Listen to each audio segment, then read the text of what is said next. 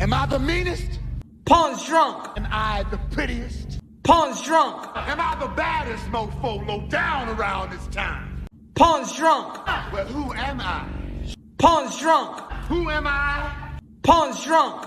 I can't hear you. Pawn's drunk. AKA Mr. Moonshine himself. Of Harlem.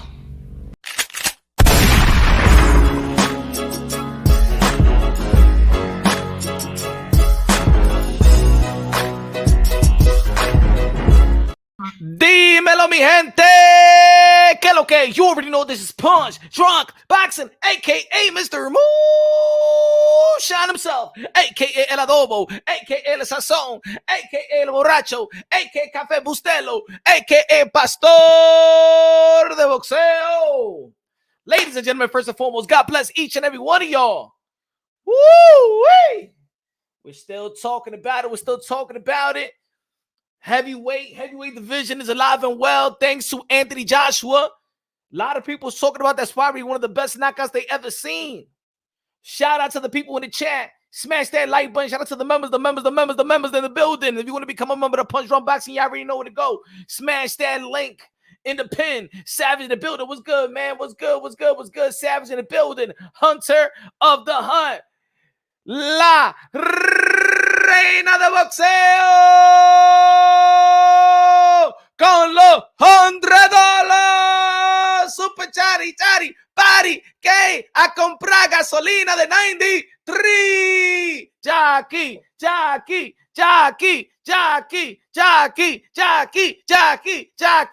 ya lo tengo que hacer una bachatita con Jackie, una bachata por Jackie. Good looking out, Jackie. God bless you, Jackie. God bless you. Good looking now. Hope the week is going well. Hope the kiddo is doing good. Hey, yo, we had a good conversation yesterday, man. That was a good convo yesterday. We was talking about more than just boxing. We was talking about, certain things. Relationship-wise. Hold on. Give me a second here. Give me a second.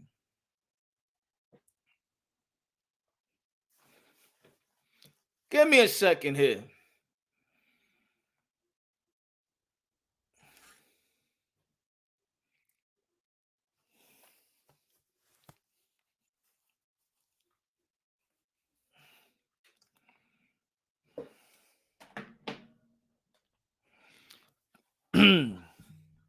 What's good, Jackie? Good looking now. Appreciate you. Ladies and gentlemen, see the thumbnail. You feel me? Yeah, there's been a fight that's been announced. There's some fights that have been announced. Yeah. But should we get happy for these fights? Should we get happy that we have? Hold on, let me give me 1 second. If y'all see the poll, I want your votes. Ladies and gentlemen, as we all know, Terrence Crawford's moving to the middleweight division, to the 160-pound division.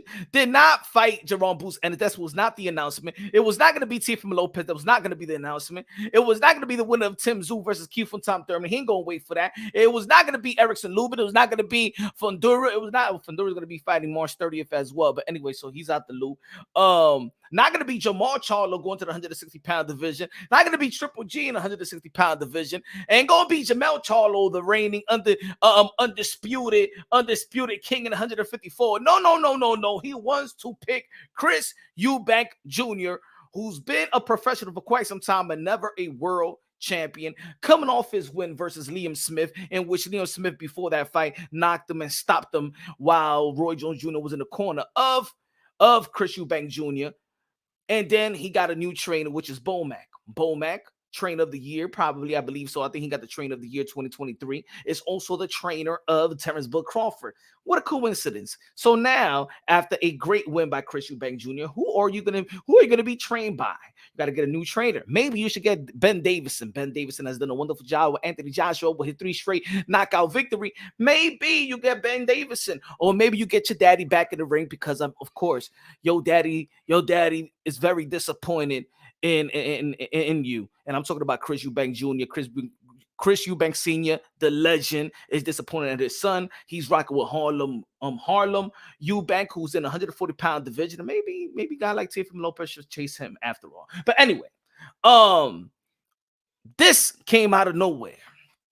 At least with Canelo Alvarez, who's the 4-division world champion, super middleweight undisputed, King Nelo, aka Cartelo, aka Cash Nelo, aka Payday, aka get the fuck out of here, man. At least we saw this one coming. If it's not gonna be David Benavidez, it was sure gonna be Jaime Munguia, for especially Mexican Cinco de Mayo, Mexican Independence Week. You know what I'm saying? He was going to be a potential opponent for Canelo Alvarez, right? Shout out to Shadow Ghost in the building. Shout out to David, con la bandera de Puerto Rico, Carolina, Bayamón, Aguadilla, San Juan, Puerto Rico. La tierra de Munguia, donde ha sido yo. Boricua, mira, nene, David, dime, ¿qué está pasando con tu tipo, Subriel Matías, que está discutiendo con Michel Rivera, el papá de Michel Rivera? Di que le mandó un contrato que era chippy, di que le mandó un contrato de 20,000. Y eso, pero Michel Rivera no le pagan a eso, no le pagan eso así. Y le mandó otro contrato a otro dominicano que se llama Elvis Rodríguez. Están siendo chippy, pero ¿por qué no le manda un contrato a Teofimo López, que estaba hablando mierda, diciéndole que era un cobarde? What's good, David? What's good? One of the members of Punch Drunk Boxing. Let's go, man. If you have become a member of Punch Drunk Boxing, let's go. Who gets a pass? I put a poll up. What's good? Shadow goes to the building. What's good, man? What's good, Militant? What's good? What's good, V? What's good, veteran? What's good, veteran? Salute to the veteran in the building. Salute to the veteran in the building. So the poll is, should Canelo and Bud get a pass for avoiding boots and David Benavidez? Right now, 38% says both don't get a pass. Both are ducks. Quack, quack, quack, mother effing quack. 29% says Canelo, yes, but Bud, no. 25% says Bud, yes, but Canelo don't. 8% said both gets a pass. All right, nobody want to give nobody a pass right now. Okay. Smash that like button, ladies and gentlemen. Smash that like, smash that like, smash that like. So let's talk about this right quick, ladies and gentlemen. Let's talk about this right quick. And also, we're going to be talking about Ryan Garcia. We're going to be talking about Ryan Garcia because I see mixed emotions. I hear people saying to Ryan Garcia, man, Ryan Garcia need to shut up. Ryan Garcia need to just focus. Ryan Garcia need to shut up and stop exposing the people that's trying to, you know what I'm saying, that don't give a damn about the kids. Ryan Garcia just need to shut up and punch, just like they told LeBron James years ago to shut up and dribble. It seems like you only want to pick and choose when people should expose somebody, huh? You want to pick and choose when somebody want to have a voice. You want to pick and choose when people want to talk. So Ryan Garcia needed to shut up, but y'all didn't like it when the lady from Fox News said that LeBron James just shut up and dribble, huh? What is it? Every time somebody's trying to expose something in the weird society, y'all get mad. Every time a celebrity or somebody that probably a lot of people do follow, have some influence, wants to expose the weird ish that's going on in society, you want them to shut up. I wonder why. Do you relate to the weird ish that's going on in society, huh? Do you relate to that? Huh? Don't you got a heart for the kiddos out there around the world? Huh? Don't you care about the human trafficking? Don't you care about the sex trafficking? Don't you care about the kiddos out there? Don't you care about the little girl and the little boy? You don't care about that. But Ryan Garcia is speaking on that. You want him to talk. Just talk about the fight. Just talk about Devin. Just talk about yourself. Just talk about your preparation. Damn it, in Punch Drunk Boxing, I always say that boxing, we're trying to preserve the sport of boxing. I always say that. I also say that boxing translates to life itself. Boxing translates to life itself. We give kudos to the guys like Manny Pacquiao, who wear his belief on his sleeves. You remember when Manny Pacquiao? I remember when Manny Pacquiao spoke about the when they passed the not what they passed. I don't believe that when they passed, or when they was talking about same-sex marriage, right? He was signed to Nike. And Manny Pacquiao himself, he spoke against it. And what did Nike do? Dropped him. But I was happy for Manny Pacquiao. I was actually, a matter of fact, let's read that article. Let's take a way back. Let's see if we picking and choosing who's crazy. Was Manny Pacquiao crazy when he spoke out? Was Manny Pacquiao crazy? The 8th Division World Champion, 5-time lineal, 12-time World Champion, the ambassador, the senator, the humanitarian, the greatest karaoke singer of them all. Go, Manny Pacquiao. Was Manny Pacquiao crazy when he spoke out?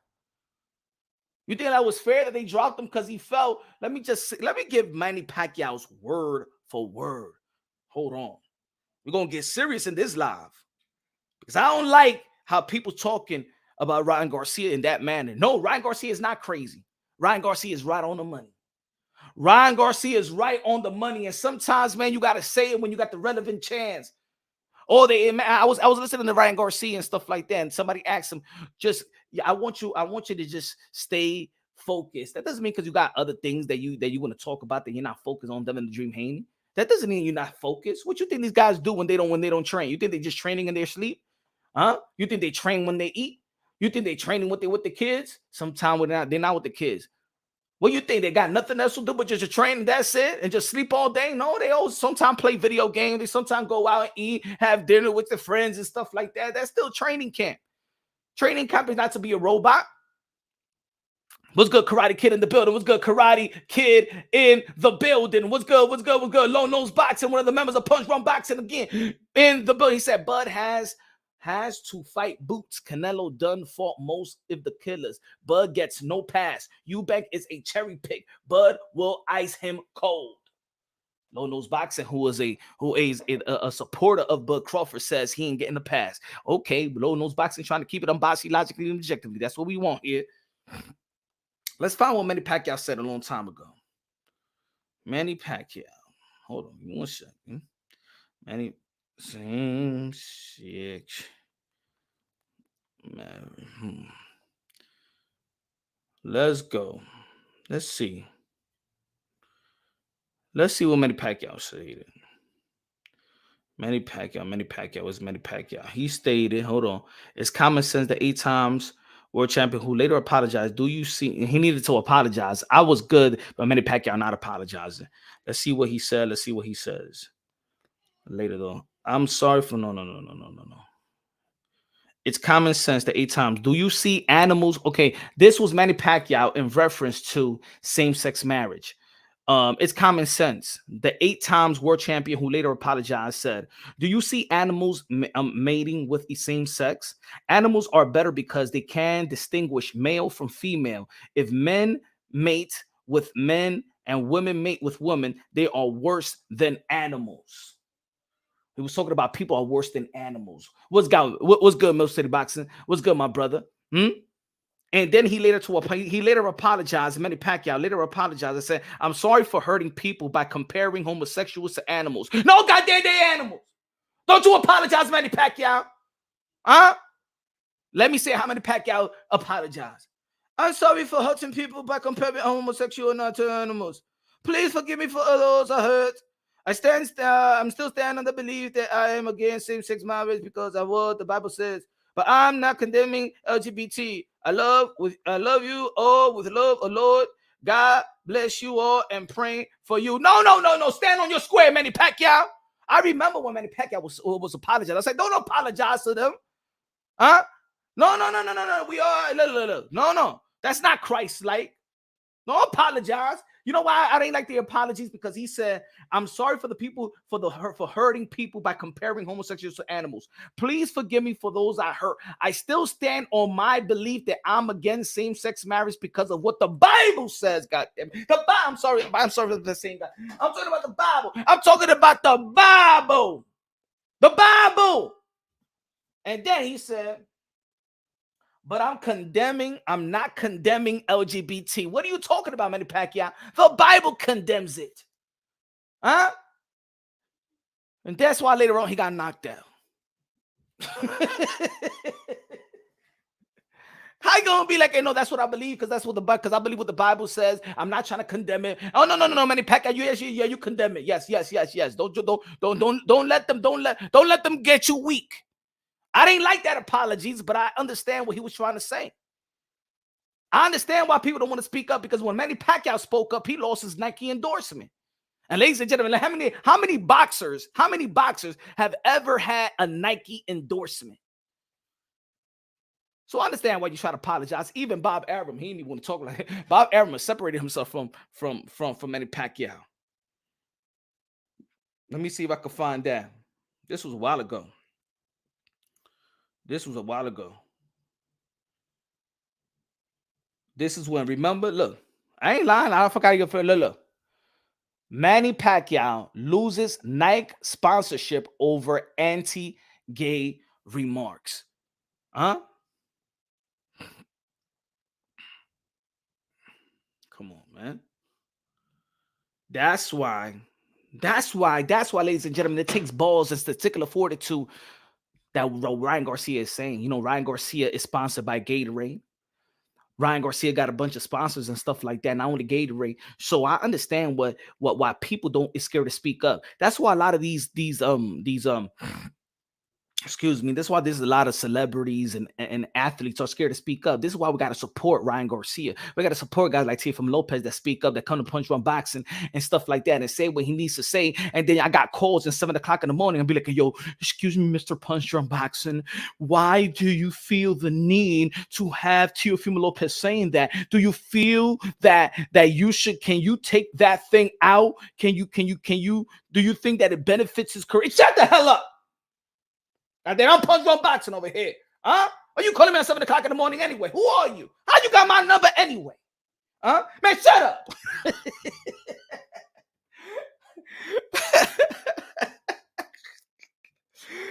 Yeah. Hey, yo, man, look, I'm going to say it like this too, man. I'm tired of y'all motherfucking folks trying to call me up and tell me, hey, yo, take something out. You got to stand on your word. Stand on your word. Feel me? Yeah, people calling me and stuff like that. You don't remember when Teofimo Lopez right here the other day? He was like, hey, yo, and they don't want me to talk to you. I know they don't want me to talk to you. You know who it is. Know who it is. Huh? Mr. Cornball. You know who it is from Top Rank. Huh? I don't give a damn. You shove that little media credential up your ass. I don't give a damn about that. Huh? Over here in Punch Run Boxing, we the truth tellers out here. Huh? You want to come to Punch Run Boxing? You tell the truth, goddammit. You stand 10 toes down. And if you Danny Swift Garcia, you stand 11 toes down, damn it. What's good, Jason? Yeah, man. Man, 50% of the time that people come over here, they'll be like, hey, yo, my man, can you take that shit out? No, man, stand on it, bro. If it's something, look, I'm gonna tell you like this. If it's something that's going to shake up the world, if it's something that's going to create some true awareness, I'm going to leave it on. Don't tell me to take something off, man. If it's going to change, if it's something to change. If that's your truth, that's your truth. Stand on it. Huh? You should only want to be surrounded with people that fights with you and support you and stuff like that. Huh? Get endorsement with people that's going to, there's other great endorsements out there. Huh? So when Manny Pacquiao lost that Nike endorsement, I know that hurt, but this is the reason why people don't want to speak up. This is the reason why, and stop calling the man crazy, man. The crazy are the people are the ones that don't want to speak up. How about that? Why y'all calling this man crazy? Every time somebody want to come out that you actually know and support and stuff like that, Ryan Garcia ain't no bad dude. Ryan Garcia don't get locked up. You don't hear Ryan Garcia slapping his wife and stuff like that. You don't hear Ryan Garcia sending drugs or up in drugs, huh?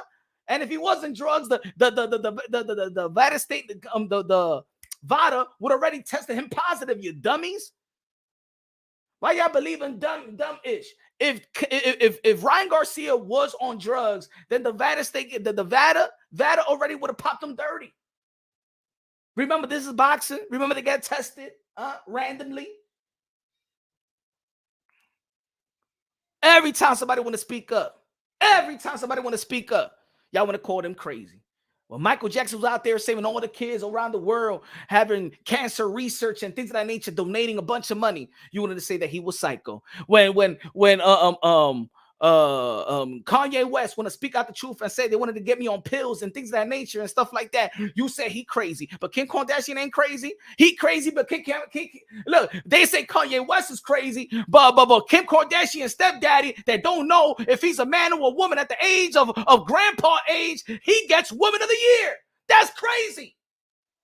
He ain't crazy. Kanye ain't crazy. The dude that thinks that he's a grandmother after being a grandfather is crazy. And he get Woman of the Year award. And he gets a standing ovation on ESPN in front of all the kiddos. That's crazy. What the hell is going on here? And then y'all all folks gonna be a good percentage of the people out here gonna be like, yo, Ryan Garcia is crazy. Hey, yo, Teofimo Lopez is crazy. No, you crazy, man.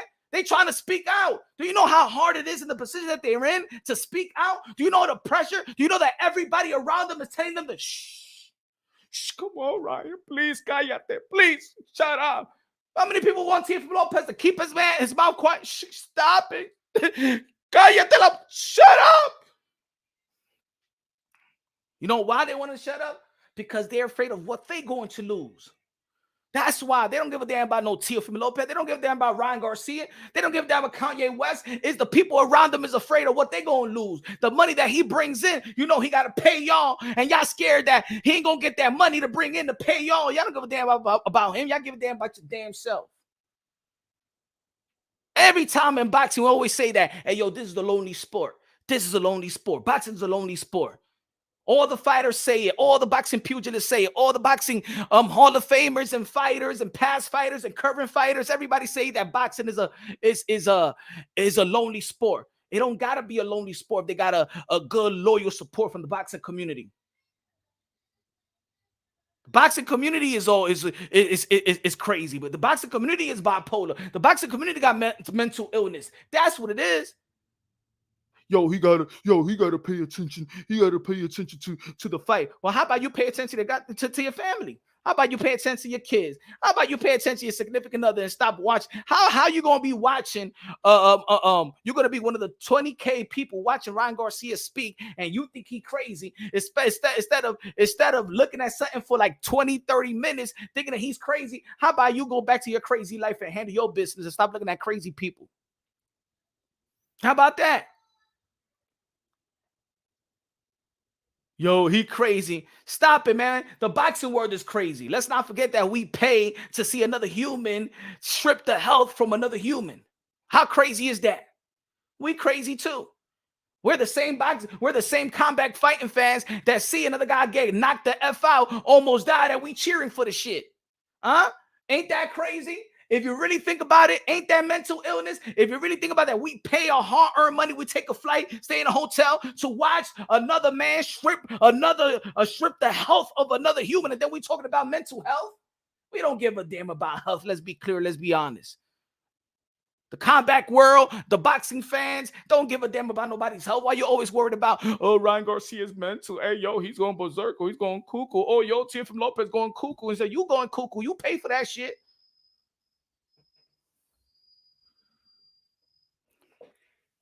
Okay, that's the last thing that the fans care about. The last thing that the fans care about is health. The last thing the boxing fans care about is health. But you want to pick and choose when health is important. Because if you really cared about the health, let's say if Ryan Garcia was suffering, let's say Ryan Garcia is mentally ill, mentally healthy, he needs help, and you're the one that's saying that he's crazy and he needs help. So why are you going to say in the same sentence, shut up and focus on Devin Haney? Mental, you crazy mother effer. Focus. No, you're supposed to say, yo, pull out from the fight. Don't fight. Don't be a boxer. Huh? Don't do nothing. Y'all want to pick and choose. Y'all want to pick and choose. Y'all think y'all low therapist yourself. Karate Kid said Haney is scared. He can't deal with the speed. He lost to Loma and he's going to lose to Ryan, said Karate Kid. Smash the like button this Sunday. We starting with heat right now. We starting with heat. Smash that like. Let's go. Where we at? Where we at? Have y'all become a member yet? Have y'all become a member to the channel? Let me ask y'all a question. Now give me a yes or no. Have y'all become a member to the channel? I see Karate Kid. I see Low Nose Boxing. I see Brian. I see Jay. I see what? Have y'all become a? I see Jackie. Have y'all become a member to the channel? What is it? My work ain't good enough, or what is it? That last week we had Tia. The other week we had Tia from Lopez. Followed with Tia from Lopez Senior. Followed with Keyshawn Davis. Shout out with Shakur Stevenson. Shout out with Kid Austin and stuff like that. We had Oscar De La Hoya several weeks ago. We had we had a whole bunch of people, stuff like that. You don't think my work is good enough? That's what it is. You got Netflix, you got Hulu, you got Disney. You don't think that Punch Run Boxing, you can't become a member of Punch Run Boxing and support the goddamn channel, huh?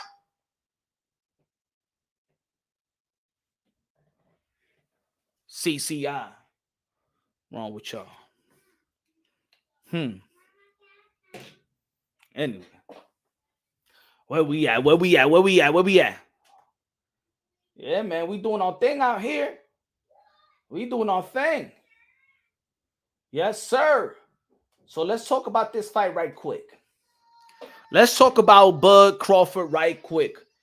And the fans that's been in La La Land after his performance versus Earl the Truth Spence. The fight that we want, and I told y'all folks, y'all really think that Bud Crawford cares about y'all. Let me put it this way. I'm not even gonna put it on Bud Crawford. A lot of these fans, a lot of these boxers don't give a damn about y'all. You know what I'm saying? You ask for something you don't get, right? And I don't even think that Bud Crawford, I don't think Boots Ennis is a lot of pressure. Like, I would understand if Bud Crawford would have been like, you know what? Let me get Triple G and at least let me stop Triple G. You know what I'm saying? The only person that Triple G took a loss to was Canelo Alvarez, right? It's the only loss of his career, right? Canelo Alvarez, right? At least get to retire Triple G. Maybe Triple G is already retired. But why you go after Chris Eubank Jr.? Huh? He never won a title. You see some weakness in there, huh? You see some weakness, and then you know everything about him because Bomac said, "Come on, man, that's easy." That's easy. You know everything about him. You know his weakness. Come on, man. You know everything about Chris Eubank Jr. You know everything about him. You know his weaknesses. You know his strengths because Bomac is your buddy. Bomac is one of your best friends. You're gonna tell him everything. That's not. He already got the cheat code. Nah. I don't like that fight. Not like that. Why you don't fight Boots Ennis? Why you don't fight Team from Lopez moving up? Or you see, guys, let me see if you mad now. You guys were saying, no, Punch, no, he gonna kick the shit out of Team from Lopez. Team from Lopez versus Bud Crawford is better than this fight. Huh? No? Huh? Legacy versus Legacy? Pound for pound versus pound for pound? Huh? The lineal champion 135, the lineal champion 140. And Terrence Bud Crawford was the lineal at 147, 140, and 135. Y'all don't like that matchup. Y'all was talking down to that matchup. Y'all was devaluing that matchup. Y'all was talking shit to me about that matchup. And here, this is what you get. You get a Chris Eubank Jr. that been a professional for quite some time and never been a champion. That was trained by Bomac. Bomac that's trained by Crawford, the train of the year. He's going to tell him all the secrets. He's going to tell him all the weaknesses. He's going to tell him, hey, yo, right here, he can't take body shots. He can't take a left hook. He can't do this. He can't do that. His stamina is terrible. He already know it. This is an easy fight. He already got the cheat code. But because you guys y'all put Bud Crawford in the goddamn pedestal after the Earl Spence fight, you thought that just Bud Crawford and Canelo Alvarez is the good fight.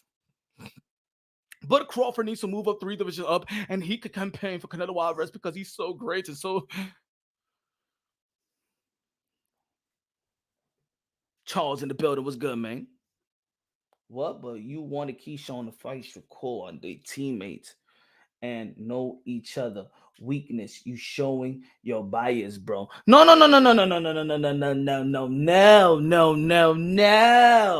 One thing is sparring. My brother. I said if Keyshawn Davis at 135 wants to become an undisputed champion, he's going to have to go through Shakur Stevenson. All right? Bomac does not train Shakur Stevenson, bruh. Everybody spars. So that's not me being biased, brother. Come on, man. Come on, get it together. That's not me being biased. Hold on, give me 1 second.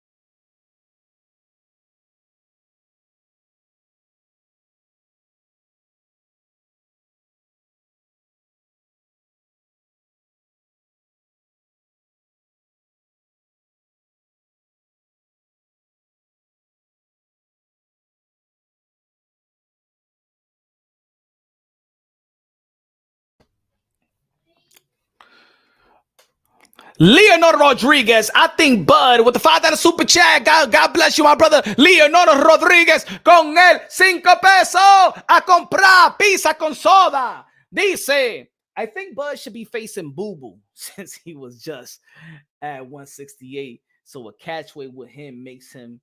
163 with 65 would be good test. Would be a good test. Boo Boo would smack the crap out of Bud Crawford. Yeah, good test. Good test will probably be retired for him. He won't even pass the Boo Boo test. Bud Crawford wouldn't even last 8 rounds with Boo Boo. At 168. We talking about Boo. We're talking about Demetrius Andre over here. I know a lot of people hate Demetrius Andre for whatever reason and stuff like that. But you know what? In the words of Canelo Alvarez, get the fuck out of here con eso, mi hermano. That's a test. Oh, ain't no damn test for nobody. What's good? Marco con los 50 pesos a comprar groceries.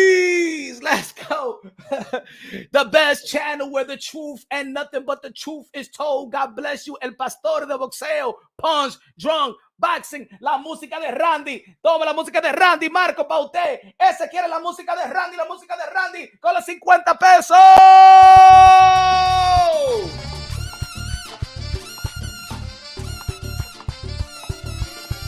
Marco.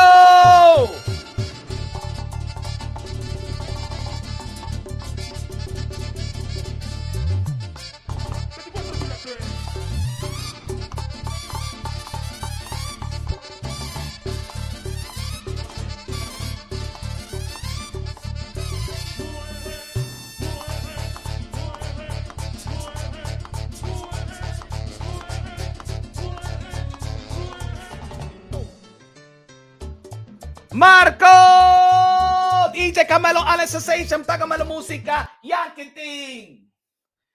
Good looking out, Marco. Appreciate you, Marco. Shout out to Pee Wee with the $5 cash app. Said, for did Michel Rivera duck Subriel Matias? No, I can't say because think about it. Michel Rivera made 200, I think it was 275, almost 250,000 to fight Frank Martin. Michel Rivera said that they approached him and he was in Mill City Boxing, and he said the offer was $20K. Come on. Michel Rivera, $20K. Come on. That and in Puerto Rico, that's a way low ball offer. That was a disrespectful offer. Anything below 200K is a disrespectful offer. Let's not forget that Michel Rivera is also fighting for a world title, and he's been a high rank lightweight for quite some time. But good looking out, Pee Wee. Appreciate you. If people don't know the Cash App, good looking out for the Cash App, Pee Wee. Appreciate you, my brother. Marco, de lo mío, que Dios te bendiga, mi hermano, Charles said, you can laugh all y'all want, but Barboso would beat Matias. I could think that too. Oh, no, este tico le gana, el viejo le gana a Matias también. I got Matias beating el viejo, but, hey, el viejo le puede ganar a Matias. El viejo sí le puede ganar a Matias, mi hermano. El viejo le puede ganar. Ese viejo le gana a Matias también. Yeah, Yo quiero ver el viejo versus Subriel Matias. Esa es la pelea que yo quiero ver. Apuesto they don't send him an offer. You know, man, they'll be scared to put him in the ring because that would be embarrassing. Put a Barroso versus Subriel Matias. Tú verás que le da par de pela. I dare you.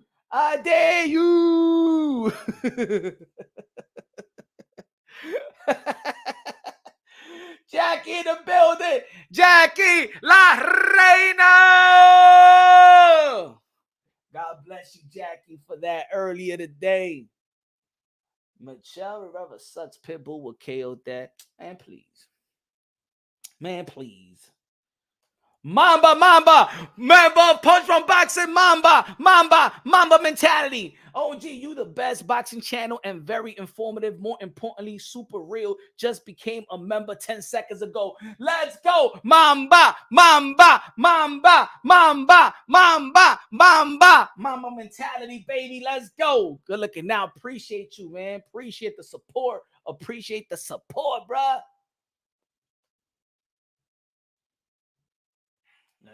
Let's go.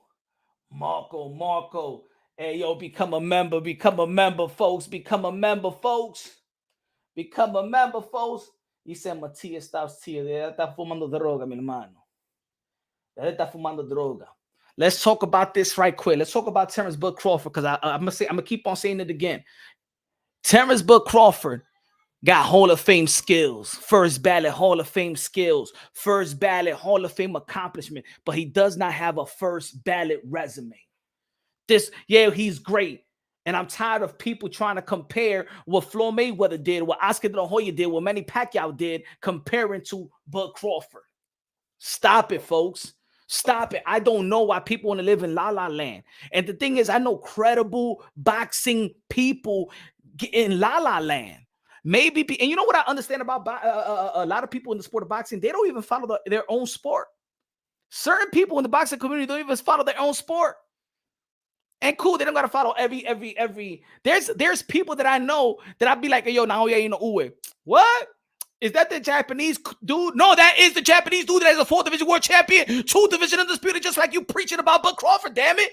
Inoue did it in 1 year. In 100+ year in the sport of boxing, Naoya Inoue became a 2 division undisputed world champion in 1 year. It took Bud Crawford his whole career. And it took, respectfully, damn it, Teofimo Lopez at the age of 24 could have done it. 25 could have done it. But the politics of the sport of boxing, you failed them. You failed them, fans. Please, he's the first. In my opinion, he's the first male. I don't give a damn what nobody say. I ain't no dummy. I know what they did. You know what they did. It's funny. You know what? It's funny that people could be like, yo, that's effed up that, that Canelo Alvarez with the franchise. That's effed up with the Loma with the franchise. If you could say it's effed up so you can identify what happened, why you don't give the team from Lopez the benefit of the doubt and call them undisputed? Huh?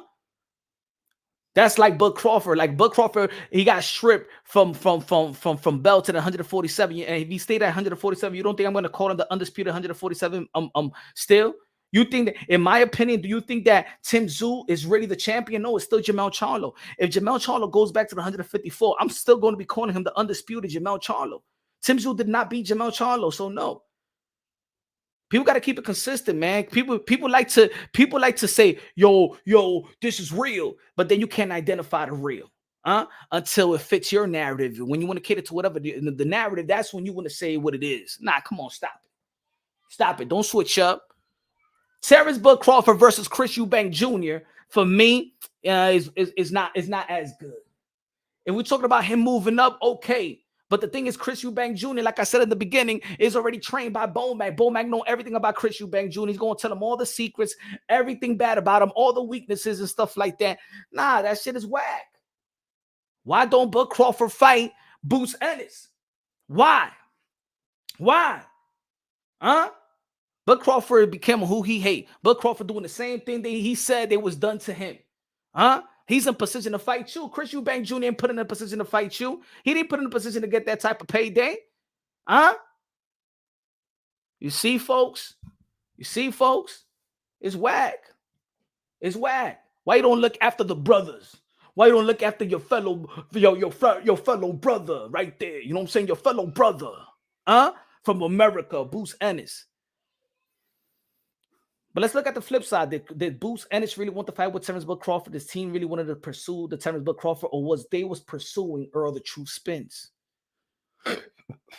Did Boots Ennis really wanted Bud Crawford? Did Boots Ennis team really wanted Bud Crawford, or they was pursuing Keith Thurman? Or they was pursuing Earl the True Spence through the IBF and wasn't really paying attention through the WBO? That's another question. Now let's talk about the fight that got announced. Are we giving Canelo Alvarez a pass for fighting Jaime Munguia? I think it's different. See, the difference, I was saying that Bud Crawford he's a Hall of Fame. He's a pound for pound number 1, 2. You can flip it around. He's the fight of the year 2023. 1, 2. You can flip it around. I could understand the debate. I could understand the argument. But let me say it like this. People is getting in the habit of also is looking at Bud Crawford and looking at other greats.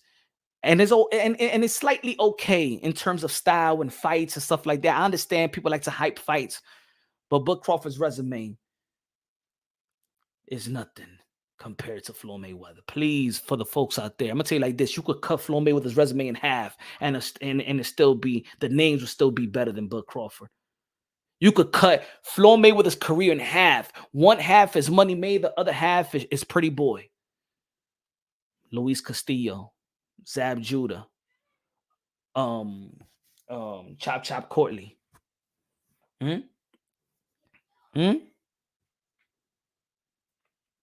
When he turned Pretty Boy. Because if we're going to turn Pretty Boy, I'm saying Oscar De La Hoya, Miguel Cotto, Shane Mosley, Canelo Alvarez, Manny Pacquiao. Come on, man. Come on. Come on. And shout out to Andre Ward. Andre Ward was one of my favorite fighters before he retired, but he did contradict himself. Andre Ward did contradict himself because Andre Ward said that Canelo Alvarez, why Canelo Alvarez wouldn't fight. He said, Andre Ward said, why Canelo Alvarez wouldn't fight Terrence Bud Crawford, but he fought Amir Khan moving up. Well, Bud Crawford will be moving up 3 divisions, right? Amir Khan only moved up 1 division. Let's not forget that before Amir Khan fought Bud Crawford, who he beat, Chris Algieri in the 147-pound division. So that was nothing big. It was nothing big. But you see what I mean? How people be switching up.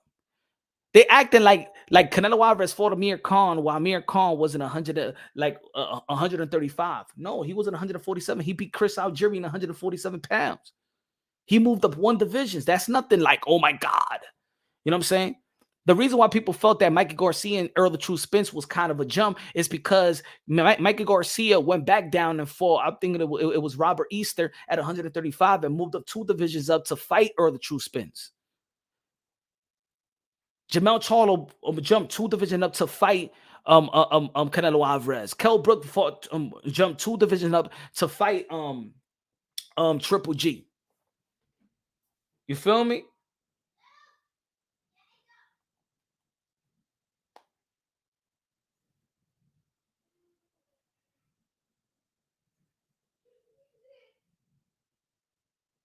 Hold on, folks. So I don't agree with Andre Ward on that one. I don't agree with Andre Ward on that one.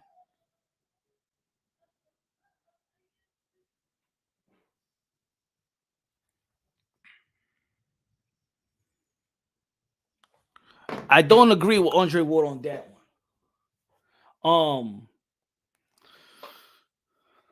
Canelo Alvarez fought Miguel Cotto. Canelo Alvarez fought Miguel Cotto at 155 pounds. Right? So I don't understand that comparison. I said it again. And Canelo Alvarez got a resume. I don't feel like Terrence Bud Crawford got a Hall of Fame, first ballot Hall of Fame resume. He said, you just making excuses. He said, this is why Floyd doesn't want Bud to fight Canelo, because if Bud beats Canelo, Bud surpasses Floyd. No, man, no. The reason why people don't want to see that, some of the people don't want to see that fight, easy bands officials, because that's a stupid ass fight. Because that's a stupid fight. Because that's a fight, that's a video game fight. Because that fight doesn't make no type of sense. That's why. And Bud Crawford, I mean, Floyd Mayweather actually said, why don't you fight David Benavidez? Why y'all scared of Bud Crawford fighting David Benavidez? I mean, y'all say that Canelo Alvarez is ducking David Benavidez, so Bud Crawford do the dirty work, right? Bud Crawford go out there and show that you could be David Benavidez, and then everybody will be like, hey, yo, you could be Bud Crawford. It's funny. It's funny. Yeah, you just don't want to fight Canelo Alvarez because then, no, so go fight David Benavidez. Why Bud Crawford fans hated one? But why Bud Crawford fans got shook when Floyd Mayweather said, "Oh, go fight David Benavidez"? I mean, you want to go to the 168 pounds, right? You want to fight Canelo Alvarez, right? I mean, there's a large line of people that want to fight Canelo Alvarez. Fight David Benavidez, beat him. I mean, what they say, skills pay the bills. That's what they tell me. They tell me that when I say that Bud Crawford versus Canelo Alvarez is a dumb fight, they'd be like, well, Bud Crawford got more skills. And you know what? It's a myth. It's a myth. I mean, the weight classes don't go with Bud. Meaning, like, you know what I'm saying? You can't talk about that weight classes for a reason with Bud. Bud is special. Show me how special you are and go fight David Benavidez. Dismantle him. And then you get Canelo Alvarez. No, they don't want to talk about that. They don't want to talk about it because the thing is, what y'all don't want to say is that some of y'all Bud Crawford fans, you just want Bud Crawford. Y'all trying to be his financial advisor. Y'all not even looking at the shit. Y'all not even looking at the skills. Y'all want Bud Crawford to be. Y'all trying to be Bud Crawford's financial advisor. Y'all trying to be his 401k provider and say, you know what? Get this fight with Canelo Alvarez and retire. Yes, that's what it is. That's what it is. We want, how about easy bands? I want you to say Bud Crawford versus David Benavidez. Let's go. Bud Crawford, David Benavidez, winner. David Benavidez been a mandatory for quite some time. He just ain't going to jump him. How about David Benavidez versus Bud Crawford? And the winner, we push it. That's it. September, you got to fight the winner of David Benavidez and Bud Crawford. How about that? Say that. You scared. You scared, Easy Bands. You a scared Bud Crawford fan. You're scared of Bud Crawford. You're scared for his life. You don't think that he could perform versus or challenge Canelo Alvarez. You are scared. You scared. You holding Bud Crawford's hands. Go fight David Benavidez. Huh? He said, why you protecting Canelo? Why you protecting Bud? No. Let's go. Bud versus David. Let's go, Easy Bands. Oh, what happened? You don't like it? Huh? Isn't he the best? Isn't he pound for pound? Is he the number one? Is he the best? He can move 3 divisions up. I mean, it's not a hard fight. You feel me? I mean, Canelo Alvarez is more competent than David Benavidez. What you afraid of? What you afraid of? Why you avoiding my questions? Why you avoiding my questions, Easy Bands? Easy Bands official. You want ease. That's what you want. You want Bud to get an easy band. Nah. Your resume don't tell that you could just move up and do whatever you want. You don't got that type of power, Bud Crawford. You ain't do what Canelo Alvarez has done. You ain't do that. You ain't beat prime fighters like that. The only prime fighter you beat was Earl True Spence. He should have fought him before fighting David Avenesian. And then we wouldn't be talking about Earl True Spence and his long layoff. If Bud fights Jamel and beats him, then let's see. And fight Jamel Charlo. Why you skip Jamel Charlo? Why you skip Jamel Charlo? Huh? Let's go, CCI with a $2 super chat. Tell him. Why he's scared of Jamel Charlo? Huh? Why Bud Crawford is scared of Jamel Charlo? Huh? Yeah. He's scared of Jamel Charlo. Going after a guy that his coach know everything about. Going to the 160. He never earned nothing. Why you don't go to Jamal Charlo? Why you don't go to Jamal Charlo? Why you don't call out Demetrius Andre? Call out Caleb Plant at least. Yeah. Let's see how good you really are. Let's see how great you really are. This guy want to go to Chris Eubank Jr. Chris Eubank Jr. ain't won shit. How many years Chris Eubank Jr. been in boxing? Never won a damn title. Hold on. Let's see how many years Chris Eubank Jr. been a professional. 34 years old. 34 years old. And I like that. I like the last victory. 34 years old. He's been a professional since this man been a professional for 12, 13 years and never won nothing. See, I'm one of the ones that see the real. Now, Oyaino Uwe is pound for pound number 1. Now, Oyaino Uwe is pound for pound number 1. Fighter of the year. 2 division undisputed. In 12 months. You're scared. You're scared. Hey, Floyd Mayweather got these dudes tight. Floyd Mayweather got these Bud Crawford fans tight. Go fight David Benavidez. No. Why does Floyd hating now? Floyd is hating. Y'all protecting Bud Crawford now. Yeah, go fight Chris Eubank. Go ahead. Protecting him from fighting T.O., protecting him from fighting Boots, protecting him from fighting Jamel Charlo, protecting him from guys that at least done it, or at least in precision. Undefeated. At least Boots is undefeated. At least T.O. accomplished shit at the age of 25 more than Bud Crawford. At least that Jamel Charlo was an undisputed. He had the balls at least to go 2 divisions up and face Canelo Alvarez. The reason why we don't want to see Bud Crawford face Canelo Alvarez because we saw what Canelo Alvarez did to Jamel Charlo. Why we want a smaller guy to go back up? That make no damn sense. Why would you want Canelo Alvarez to fight a smaller guy than Jamel Charlo when look what he did to Jamel Charlo? We want a smaller guy? Come on, man. That make no damn sense.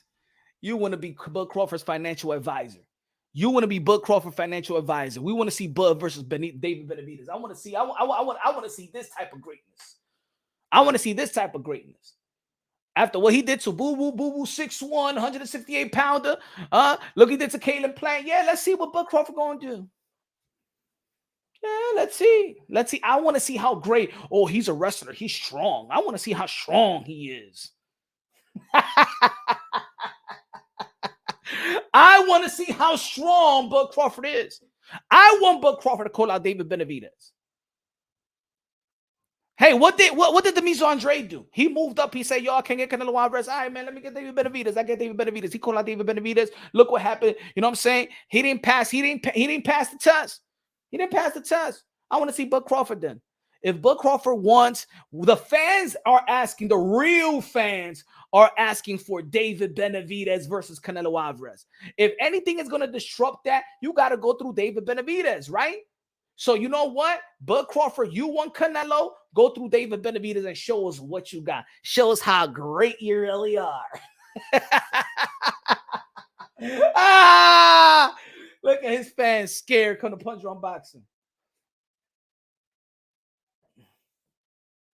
He said, look what Easy Band said. Easy Band said, "Hey, yo, you should be a member too, Easy Bands. Bud supporters are used to this when haters scared." I never heard that word before. They had all types of condition of Bud before Spence.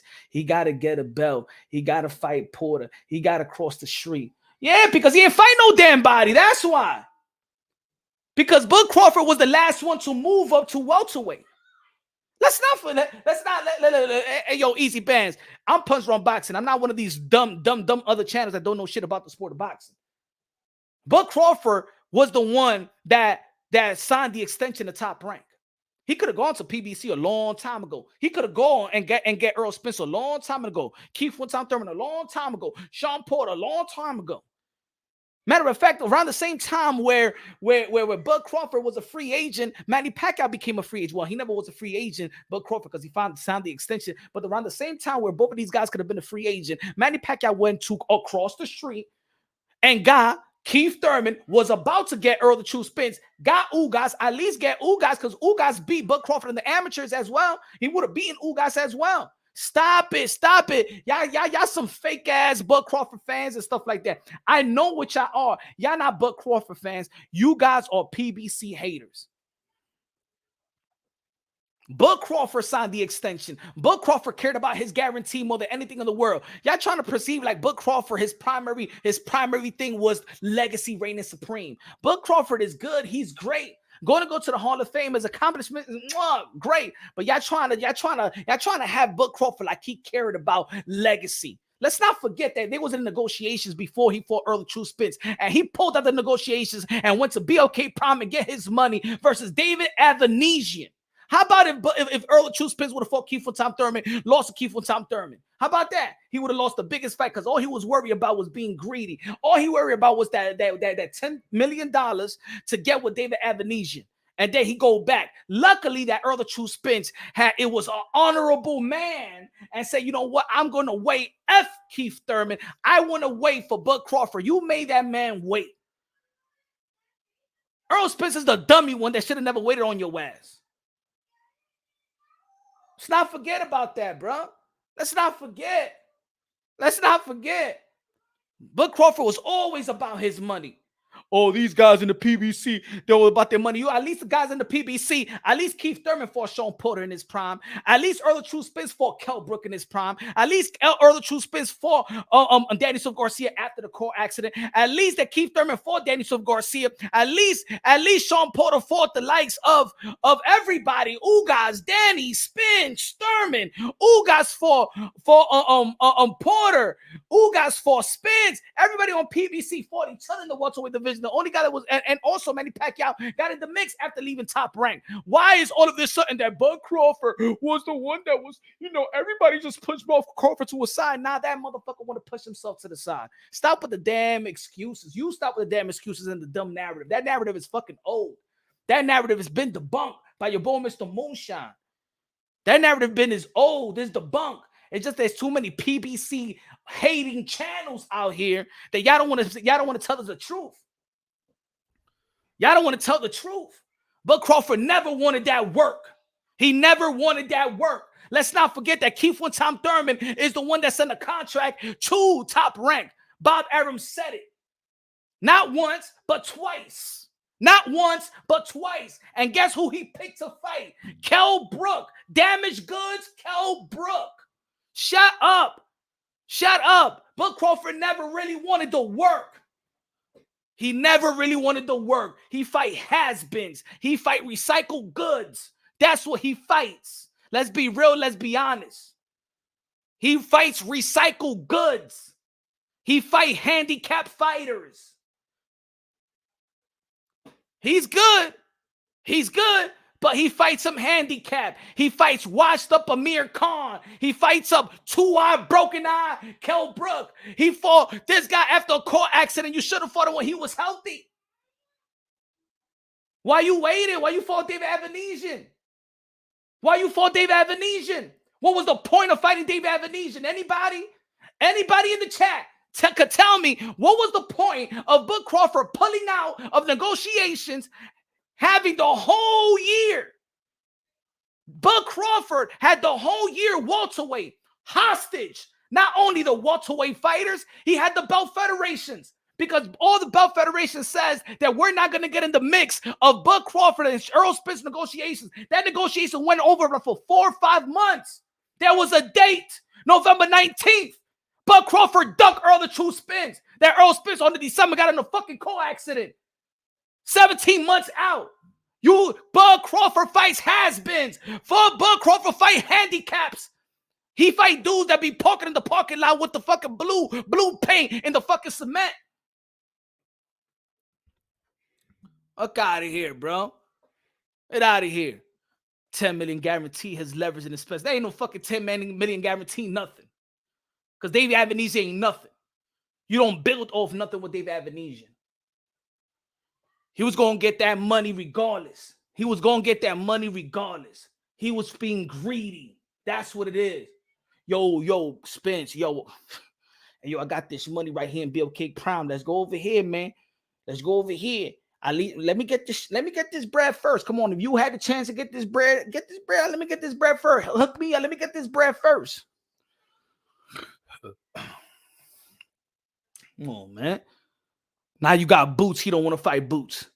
You got T.O. You don't want to fight T.O. You could move up to the 168. Go fight David Benavidez. Go fight Jamel Charlo. They ready for you. No, he want to fight Chris Eubank. You want to fight Chris Eubank Jr.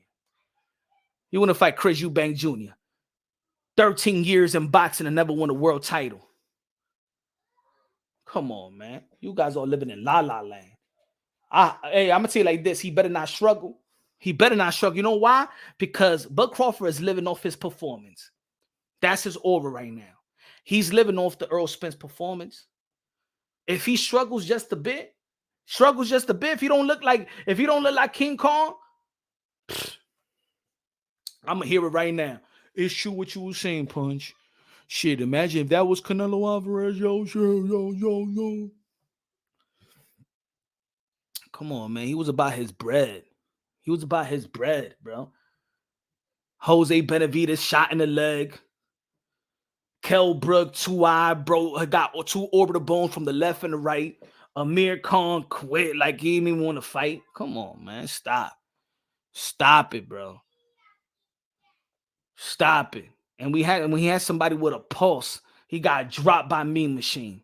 Just like when y'all want to bring, hey, your boy got dropped. Yeah, he got dropped by Mean Machine. He got dropped by Mean Machine.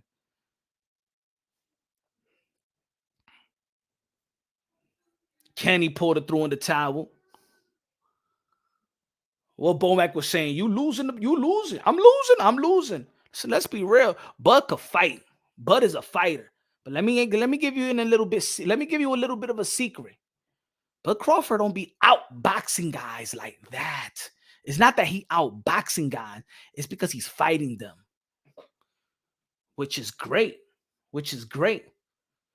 But don't compare no Bud Crawford resume to no Floyd, no Canelo, no Oscar De La Hoya. Don't compare no Manny Pacquiao. His resume ain't no first ballot Hall of Fame. His resume is third tier Hall of Fame. Bud Crawford's resume is third tier, second tier Hall of Fame. His resume ain't even, it's not even, hey, yo, I'm going to tell you right now, the Teofimo Lopez and Devin Haney's resume is looking very, very good at their age, better than even Bud Crawford.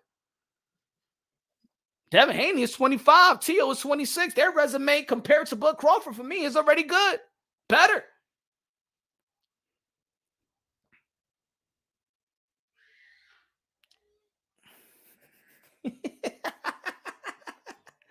Man, your boy at this stage is fighting Chris Eubank Jr. Shut up. He's fighting Chris Eubank Jr. At least Canelo Alvarez is fighting Jaime Munguia, who was a world champion. Fought 3 divisions. At least he's fighting a world. At least he could put in his resume that I fought a former world champion. At least he could put in his resume. You telling me that we waited, Terrence Bud Crawford, we waited a whole year for you to get back in the ring and you give us Chris Eubank Jr.? You telling me that after 1 year, bruh, and that's another problem in the sport of boxing, inactivity. Terrence Bud Crawford off 1 year to give us Chris Eubank Jr. Please. And then say I moved up two weight classes. At least other people, they go 2 weight classes and fight a champion. At least Michael Garcia fought a champion. At least Jamel Charlo fought a champion. At least Kell Brook fought a champion. You know what I'm saying? At least Roy Jones Jr. fought a champion. You know what I'm saying? At least they fought a champion when they moved up. This guy moved up to fight damn Chris Eubank Jr.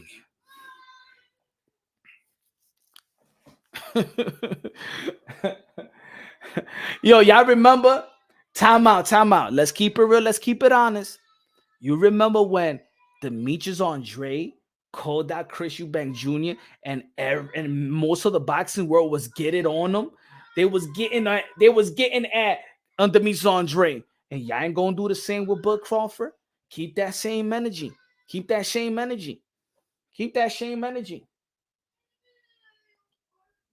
Man, he got, and Gamboa moved up too. Eubank's a good fighter. Eubank is a good fighter. He ain't no champion. You feel me? Philip? He good. But they saying that Bud Crawford is the best. But Bud Crawford is number 1. Come on, okay. Dave Avanesian, Earl Spin's good. And then you got Chris Eubank Jr. Come on, man. That resume sucks.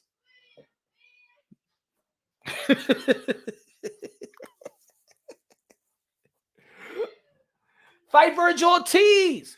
Didn't Virgil Ortiz called you out? He's at 154. That will do good in Texas. Facts, CCI. Virgil Ortiz at 154 versus Bud. That's a good fight.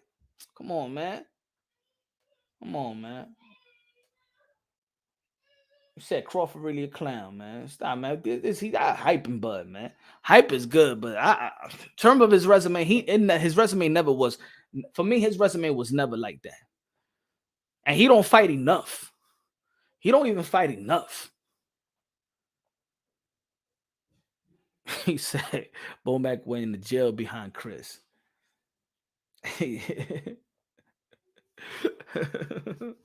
No, he didn't duck twice. He was a mandatory precision and stuff like that. He was waiting for the mandated fight, and then they said it was not going to mandate Virgil Ortiz, and Virgil Ortiz got the Mean Machine fight. And right when they got the Mean Machine fight, they announced Sean Porter as a mandatory. Come on, brother. I was following this like nobody else was following. Easy bands. You forgot the lives I was saying. You forgot when I called out the politics when they had Virgil Ortiz as number 1 and they put him back to number 2, and they had Sean Porter number 4 coming from number 15 and put him at number 4 and then put him as number 1. And even in the interview with Sean Porter said, I didn't even know I was mandated. I didn't even know I was ranking the WBO. You forgot that pay-per-view event when Sean Porter said, I didn't even know that I was in a WBO rankings. Come on, bro. I've done all this live. I exposed all that shit. I exposed it all. You in the wrong channel. That's what it is. You've been going to the wrong channel, but you in the right place at the right time, buddy. The right place at the right time. Look, man. Come on, man. I got the receipts for days. I got receipts for days. Look at this. Boom.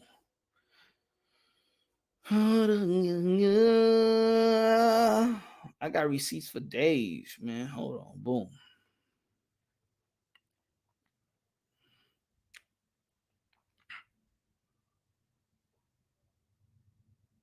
Hold on. I got you right here.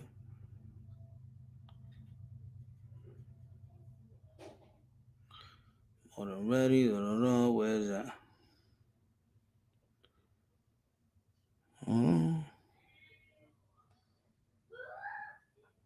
Number 1.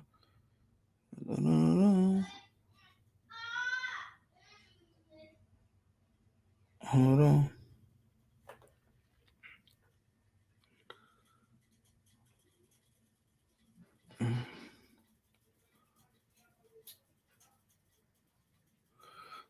Look at this. Look at this.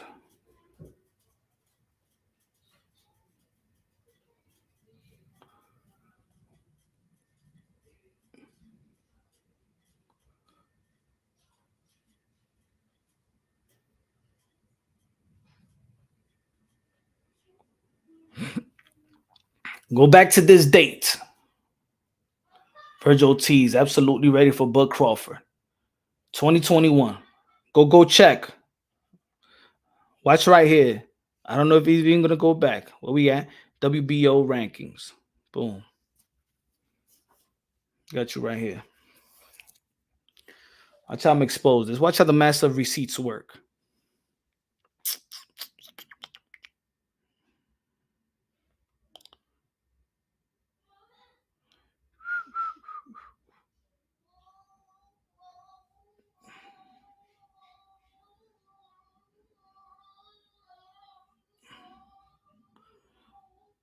Oh, they took the rankings out of here, huh?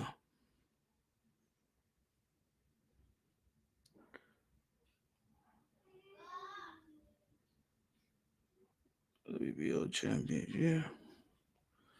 Yep, they took the rankings from the websites.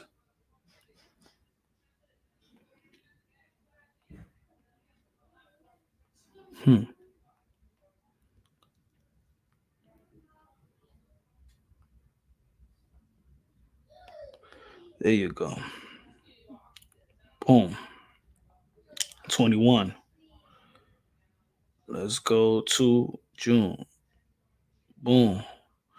Let's go to welterweight. Sorry.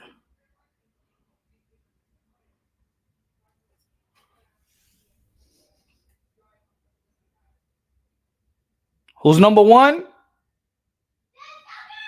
Who's number 1? Who's number 1, folks? That says June 2021. Number 1, Virgil Ortiz. Who's number 2? Sean Porter. Now watch this. Let's go back a little bit, folks.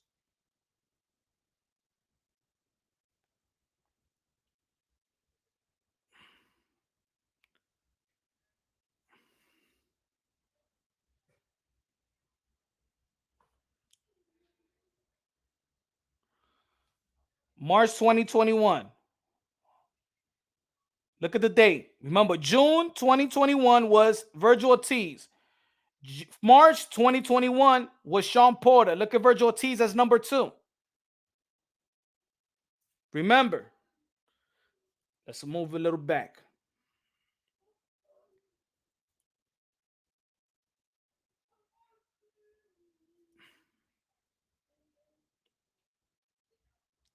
Hold on.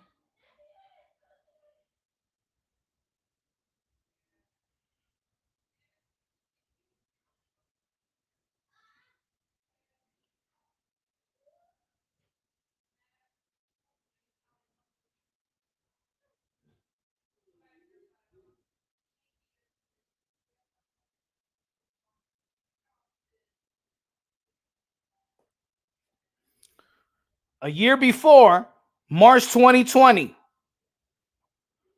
Danny Garcia. Look at Virgil Ortiz, number 2. March 2020. Remember, Danny Garcia is about to fight who? Earl Spence. Look at March 2020. Look at where Virgil Ortiz is at. Look at Terrence Bud Crawford.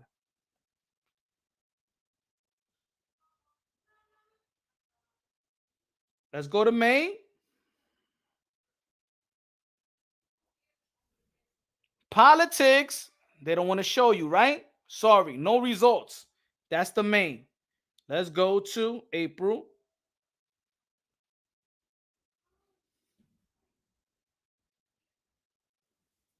That's April. Let's go to July. June, I'm sorry. June 2020. See that?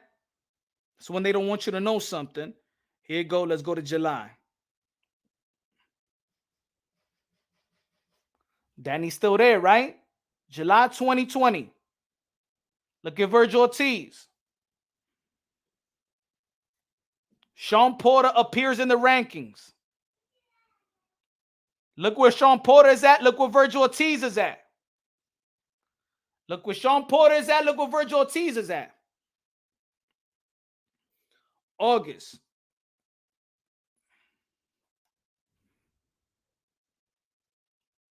Sean Porter number 1, Virgil Ortiz number 2. Can you tell me why Sean Porter jumped? Look at Sean Porter number 1, August 2020. Let's go back to March. Where's Sean Porter in the rankings? March 2020. Where's Sean Porter in the rankings?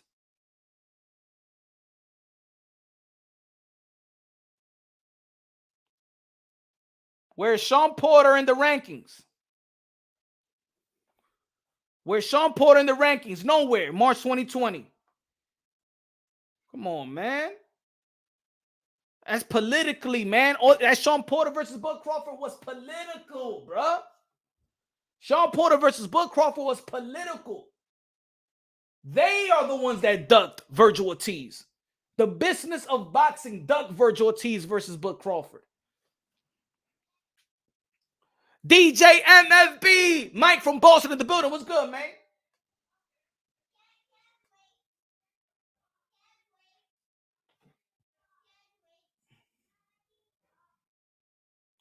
Bud would destroy Ortiz and get arrested for manslaughter. He said, Charles said, Bud will destroy Ortiz. Man, y'all living in La La Land. Y'all just living in this Earl Spence La La Land shit. He ain't gonna destroy shit. I think it'll be a good fight. I'll have Bud Crawford as the favorite. But all this destroying shit, get out of here, bro. Get out of here.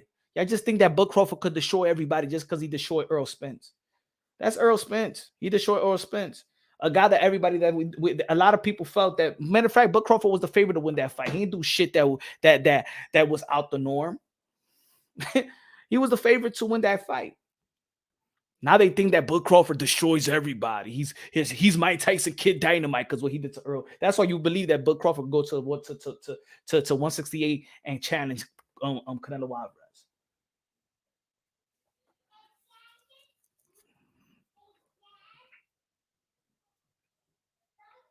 No, I'm just saying when was Boots When did Boots Doug? Let's say when was he mandatory position? Let's see. Hold on.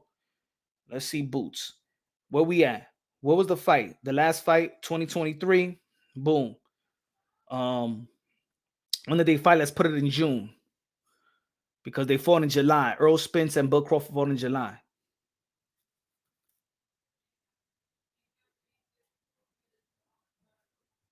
No, we gotta put Boots before he became a champion. When did he become a champion? Boots. When he fought for the IBF interim. Let's go a little bit back. Let's go January. Yeah, his fight was in January. Okay. Boots. Boots became the interim champion in February or January. No, that was March. When Boots Ennis, because I went to the fight. When Boots Ennis fought in the undercard of Gervonta Tank Davis. Boom. Okay, this is January. This is January 2023. Where's Boots? Where did Boots, when they say Boots ducked on Bud? Where? Let's see if it was in the ranking. Let's see January. I'm sorry, December of. Let's see. Or let's put November. Let me see if it's here. There you go. Okay. There you go. Look at Boots. Yeah. This November 2022. Where's Virgil Ortiz? Boots Ennis, Keith from Tom Thurman, Connor Ben, Alexis Rocha. When did Boots was ever mandatory to Bud Crawford for people to even say that he's ducking Bud Crawford?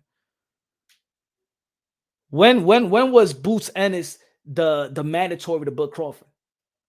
That I'm hearing people say that, oh, Boots had a chance to fight Bud Crawford. He was ducking. He never was mandated to fight him. Virgil Ortiz was in place. He said Boots dropped out of the WBO rankings. Bro, you're getting debunked all over the place, my brother. You're getting debunked all over the place. Boom. What are you talking about? Drop out of the rankings of the WBO. Listen up. Yo, for all you who think like easy bands, this is what they don't want to tell you. See, I'm Punch Run Boxing. I debunk all these fake ass narratives that everybody does have in this community, right? Around that time, Earl Spence and Bud Crawford was in negotiations, right? He never dropped out. When did he fought David Avanesian? Hold on. David Avanesian was number 6. Why he didn't fight Boots Ennis? When did he drop out the rankings, easy bands? Did Bud Crawford for when did Bud Crawford fight David Avanesian? Was it in November, folks? He dropped out the rankings. Come on, man. You getting debunked left and right. When did Boots Ennis drop off the ranking in which Bud Crawford could never give him a shot? Why did he fight David Avanesian? Why the hell did he fight David Avanesian?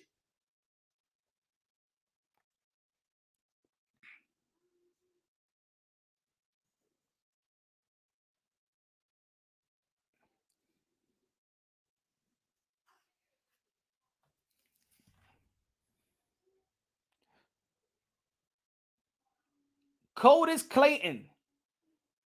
Boots Ennis was free to fight. Boots Ennis was free to fight Bud Crawford. Bud Crawford, rather than fighting the number 2 rank, fought the number 6 rank. Now look at it. Now he goes, when did Boots petition to fight Bud Crawford? How he's going to petition to fight Bud Crawford? He's the number 2. He's not even in place for a mandatory. Why is he going to petition to fight Bud? How is he going to fight? How he's going to file a petition to fight Bud when the negotiations of Earl Spence and Bud Crawford actually ended in October, and then Bud is going to be fighting Dave Avanesian. He was already in negotiations with Dave Avanesian, you dummy.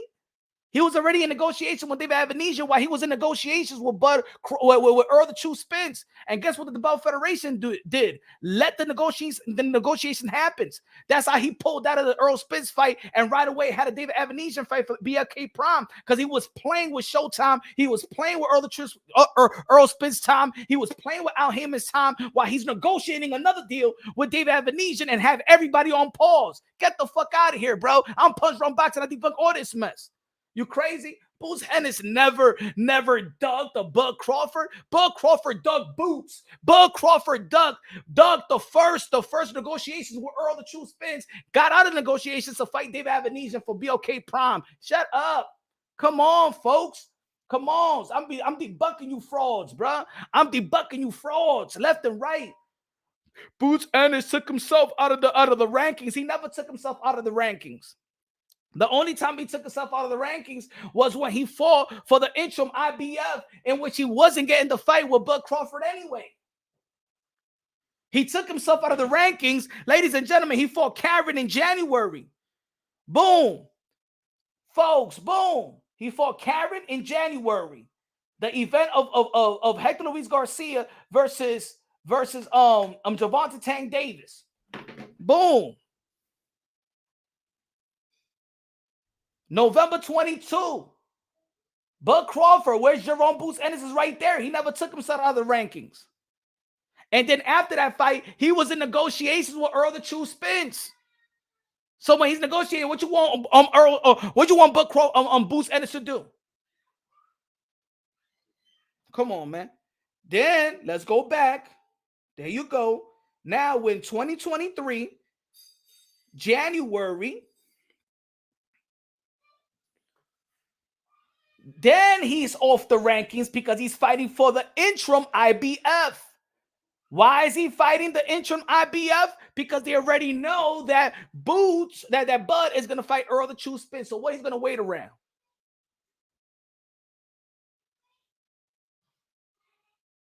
So what does he do? He puts himself in position in where he's going to be mandated. Was the WBO giving him a title shot to be an interim WBO? What are you talking about? He put himself in position to be mandatory to whoever holds the belts. Thus, when Bud beat Earl the True Spence, now he's mandated to fight Bud. And what does Bud do? Bing, ding, ding, ding, ding, ding. This is what Bud do. This is what Bud do. This is what Bud do. Come on, man. Come on, dogs. Come on, man. I'm debunking you left and right, bruh. You looking like a dummy out here in the chat. Bud ducking Boots, bruh. Bud is ducking Boots. Did the WBO say, yo, Boots Ennis, go fight for an interim WBO title? So when whoever wins from Earl the True Spence and Bud Crawford, you're mandated. No, he's not. Because look, because this guy is here. Virgil Ortiz was number one. You're going to have to fight Virgil Ortiz. But guess what was happening to Virgil Ortiz around that time? He was sick. So what the hell is wrong? So the WBO is holding Boots Ennis back. So guess what? I'm going to fight for the interim IBF. So the winner fights me. I'm mandated for whoever it is. I'm mandated to fight Earl the True Spence, or I'm mandated to fight Bud Crawford. What happens after the fight? Does anybody calling out Boots? Does Bud want to fight Boots? Now he's mandated to fight him, but he leaves and runs to the 160 to fight a non-champion that never won a belt, that never won anything significant in 13 years, 12 years of his career, Chris Eubank Jr. Come on, man. Y'all man easy to debunk, bro. He ran away from Boots. Ain't nobody never heard ain't nobody ever heard, yo, Bud versus Chris Eubank Jr. is a good fight. Nobody never heard, nobody ever matched that fight up ever in their life. There's not one soul that knows boxing ever matched up Bud Crawford versus Chris Eubank Jr. I never heard that shit printed, saying nothing. Nobody, nada. Not even the devil himself, not even God thought about that shit. Fuck out of here, man. This Chris Eubank Jr. But Bud Crawford ducked and avoided Boots Ennis. Bud Crawford avoided Jamel Charlo. That's the fights that been linked to your ass. The winner of Tim Tszyu and Keith and Tom Thurman. Matter of fact, Teofimo Lopez versus Bud been talked about more than even Chris Eubank Jr.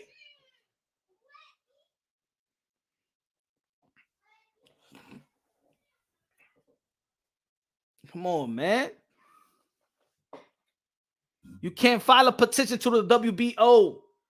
That's what I'm talking about. You know why? Because the WBO elevated Bud Crawford to a super champion, bruh.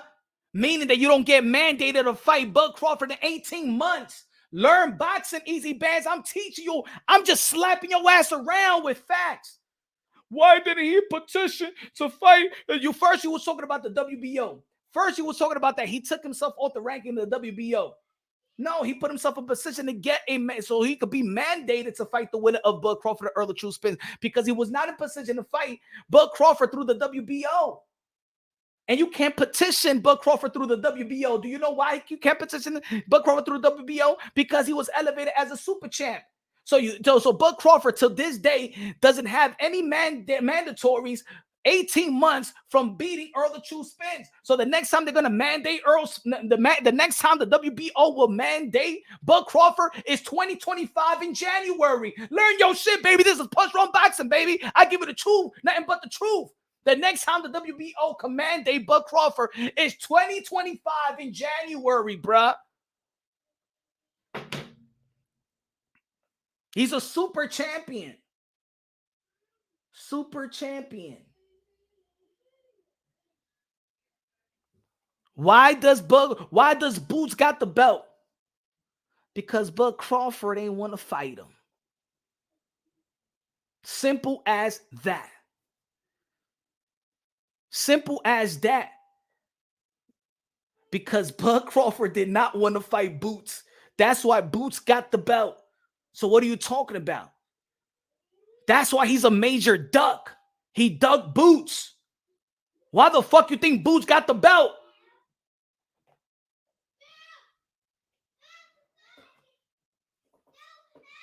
He's the boogeyman, bro. Scared as shit.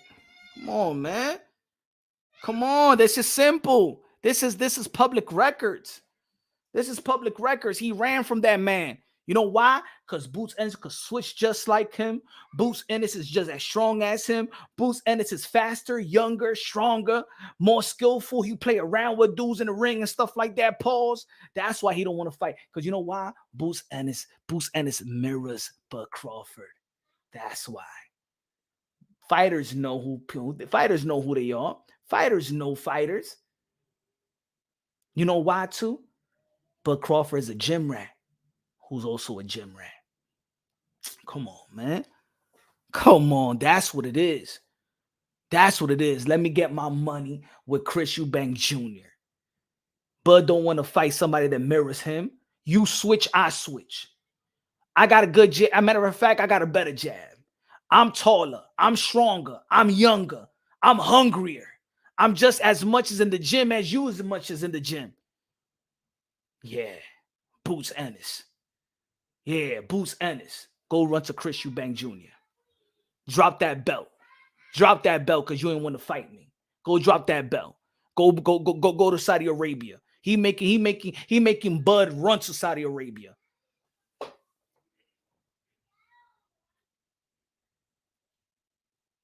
Stop it. Bud and Boots are free agent. They can't fight, bro. You capping. That's the cat. Matter of fact, that's why they could fight. So almost like taking it a purse bid. Who doesn't? Who wouldn't want to flip that bill? Who wouldn't want to flip that bill? They all free agents. They always been free agents. Boots always been a network free agent, brother. Well, no, he got signed with Showtime, but right after Showtime, they could go to DAZN. You don't think that Eddie Hearn will flip the bill? How about Charles Pickett? You take instead of Chris Eubank Jr., you take Boots Ennis out there in Saudi Arabia. I mean, Chris Eubank Jr. is not from Saudi Arabia; he's from the UK. Another. You guys are just don't want to keep it real. You guys don't want to keep it real. Ain't nobody taking no greatness away from Bud Crawford, but Bud Crawford did avoid Boots Ennis. You know what I'm saying? He did avoid Boots Ennis. Just like we feel that Canelo Alvarez avoided David Benavidez. But let me tell you like this. Jaime Munguia is more credible than Chris Eubank Jr.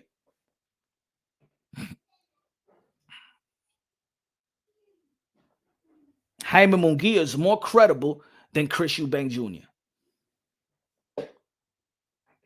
Boots got an email. He did got an email. You know what I'm saying?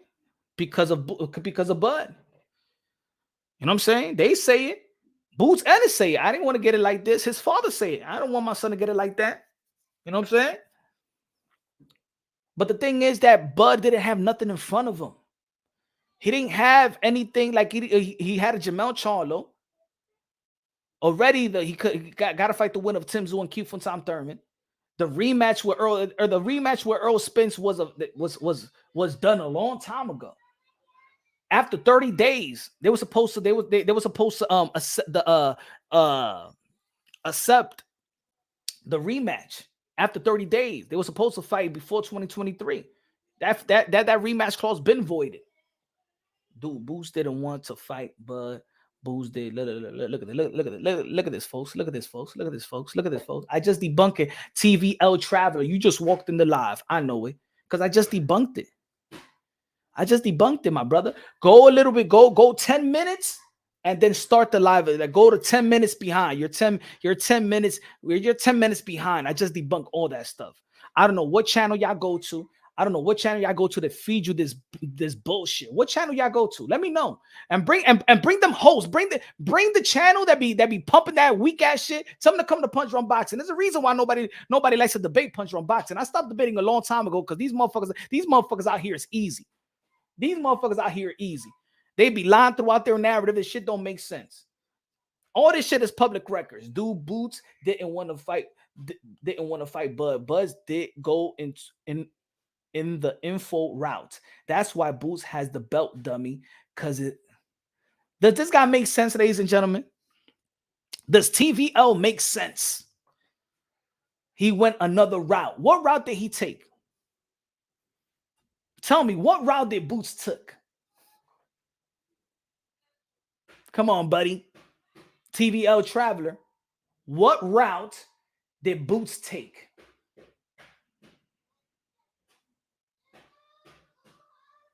I dare him say that WO to the IBF round.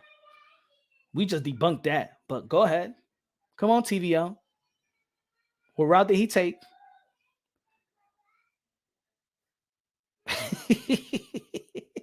Tycho TV said, bring a Kaka TV. Come on, Google. Hurry up, Google. But you all right. Look at it. Okay, I asked you a question.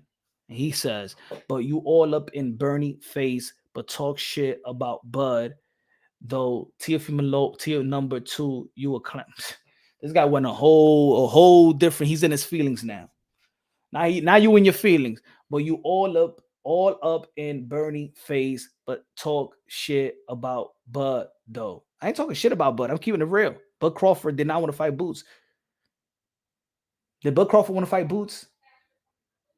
And you should have seen how I debated Bernie in Mill City Boxing. Go check it out. We went at it. So what you talking about, bro? What you talking about? Me and Bernie, the boxer, went at it in Mill City Boxing. What belt does Boots have? No. Answer my question. You answer this.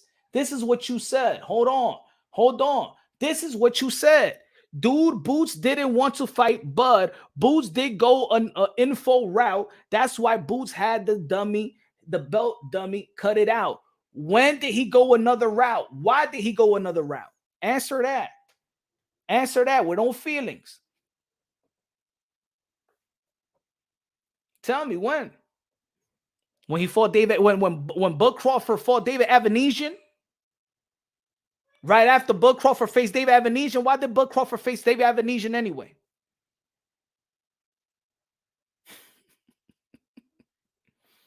Why the fuck did the Bud Crawford face David Avanesian?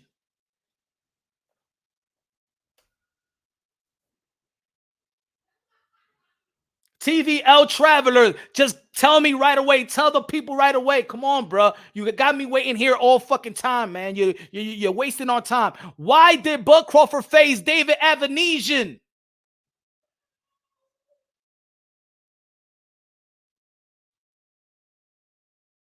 Este tigre es un craquero, eh. Dime, señor. Hurry up, brother. Don't tell me your battery wasted and shit like that. You was sitting in the corner, New York City and stuff like that, plugging in that phone booth shit. He dropped out of the WBO and went into the route. Why did he drop? Why did he leave? Why did Buck? Yo, look at it right here, because these motherfuckers be so dummies. Hold on. Let me push it back. I like to do this. I got to do it sometimes. You feel me? Sometimes I got to do it. Sometimes I got to do it. Sometimes I got to do it. All right. Sometimes I got to do it. Sir, Boots was number 2. David Avenesian was number 6. Can you tell me why, while Virgil Ortiz was sick, then the number 1 was not available, but the number 2 was available? Right? Keith Thurman was waiting on Earl Spence around that time. Remember? Bud Crawford pulled out the negotiations. So Keith Thurman is talking to fight Earl the True Spence in November, right? Look where we at, buddy. Why did Bud fight David Avenesian, sir?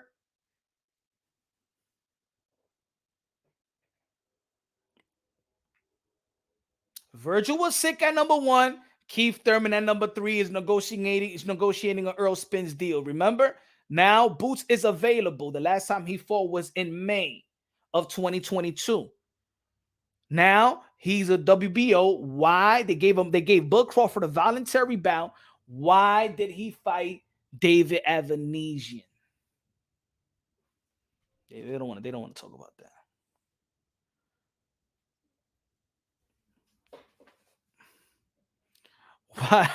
Why he fought David Avenesian?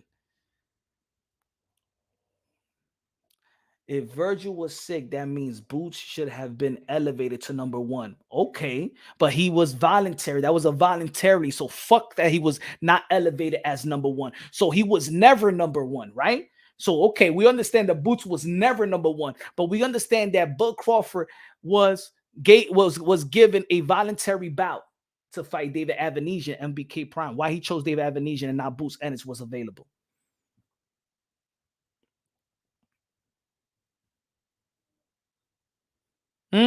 Traveler, you want to travel back in time and understand and go back and do your homework? I'm doing the homework for you. I just want you to see whoever's pumping you some fake ass narrative. Look. I'm gonna do your homework for you. Okay, watch it again. November 22. Bud Crawford fought. I gotta do the homework for you. Okay, I'm gonna do the homework for you.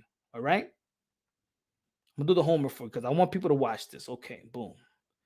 Give me 1 second. Oh, brother. All right.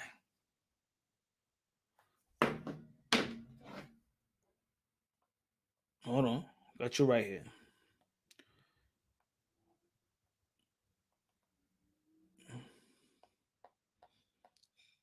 Got you right here, brother. Then you could come over here and apologize to me the way that you speak to me.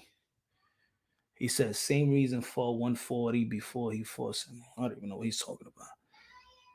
Now he's jumping to TO, something like that. Okay. David Avenesian. Hold on. David Avenesian. He fought David Avenesian in December.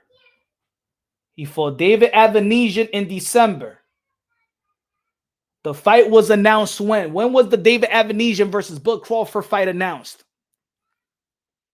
Punch thinks he's asking gotcha question. Nah, come on. I already got it. That's an easy bench. You're through. I got another one. I got Travel. I want to talk to Travel. I already educated your ass. If you want to stay draining the toilet, do your thing. Okay. Why he fought David Avenesian 2022 while Boots Ennis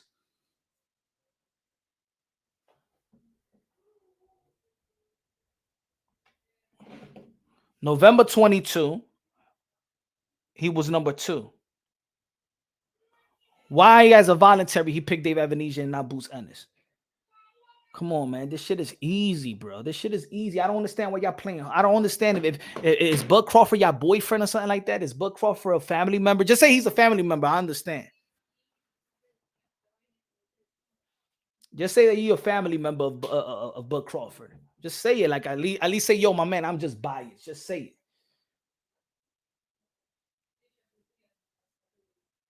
Exactly. So, all right. So he shouldn't have faced Boots Ennis. That's what you're saying?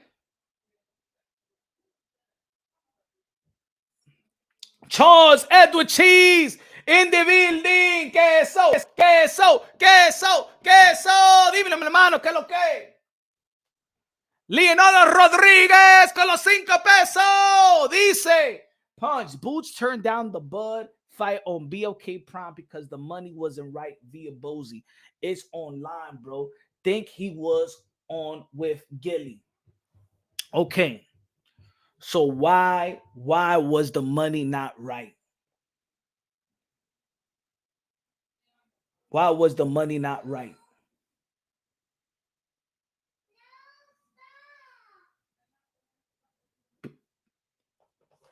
Tell him, subscribe to the channel. Tell him, queso. Tell him, queso. Because Boots is not, because Bozy is not his manager or nothing like that. It was Cameron Duncan. Sometimes these fathers be saying things that is not what it is. Tell him, queso. Tell him, subscribe to the channel, damn it. Smash that like button.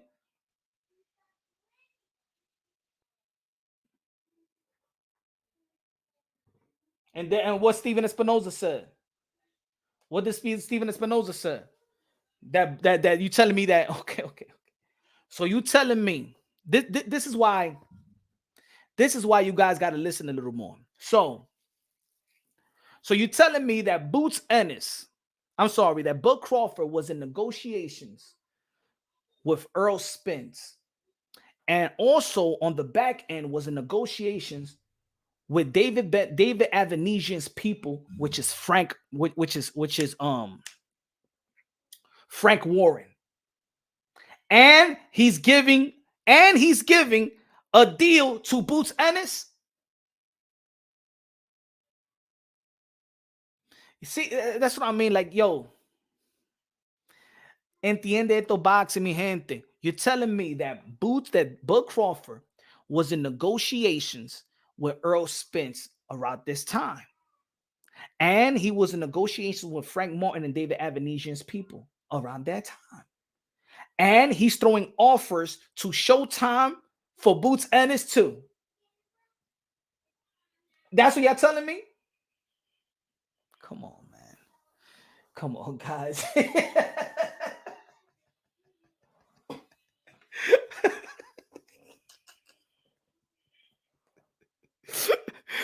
Yo, man, these people are funny, man.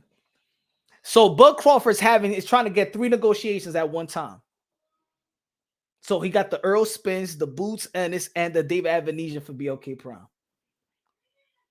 So he's negotiating with Al Heyman, David McWaters, and David McWaters. I'm sorry, not David McWaters.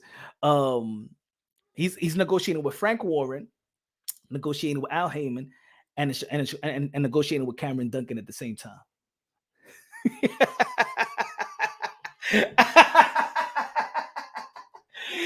Man, you guys are funny, man. You guys are funny. And at the end of the day, look, this is what you're going to see. You're going to get Crawford versus Chris Eubank Jr. You're not going to get Boots. So you're okay with Chris Eubank Jr.? There you got it. You got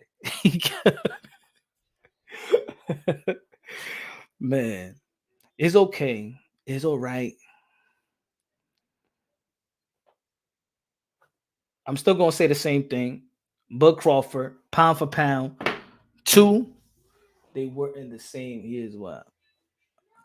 Answer the question. No, they stripped Bud already. Exactly.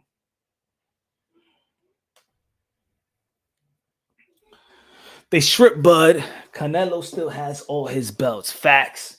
They stripped Bud because he didn't want to fight Boots. Now, let me see where the votes is at. The votes. Here we go. Should Canelo and Bud get a pass for avoiding Boots and Benavidez? 47% says both don't get a pass. Both are ducks. 47% is leading the way right now. 21% says Canelo yes, but Bud don't. 21%. 12% says Bud yes, but Canelo don't. And 12% both gets a pass. 20%. So right now the votes leading that both don't get a pass. Both are ducks.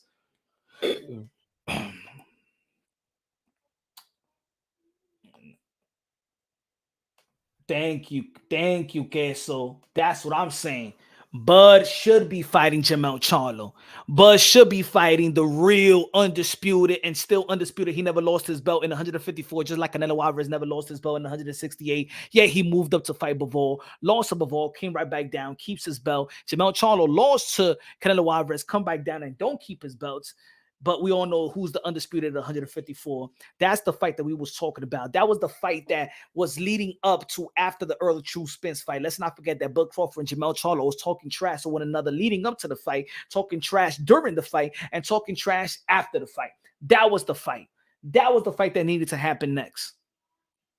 That was the fight that needed to happen next. Not no Chris Eubank Jr.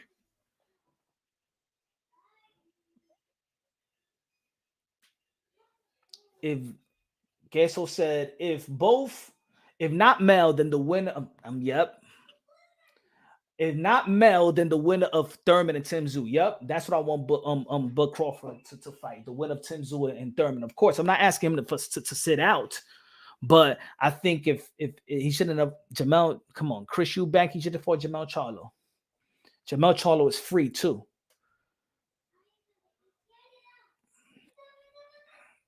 I agree with you 100% on that one. Queso. Those are the fights right there. Those are realistic fights.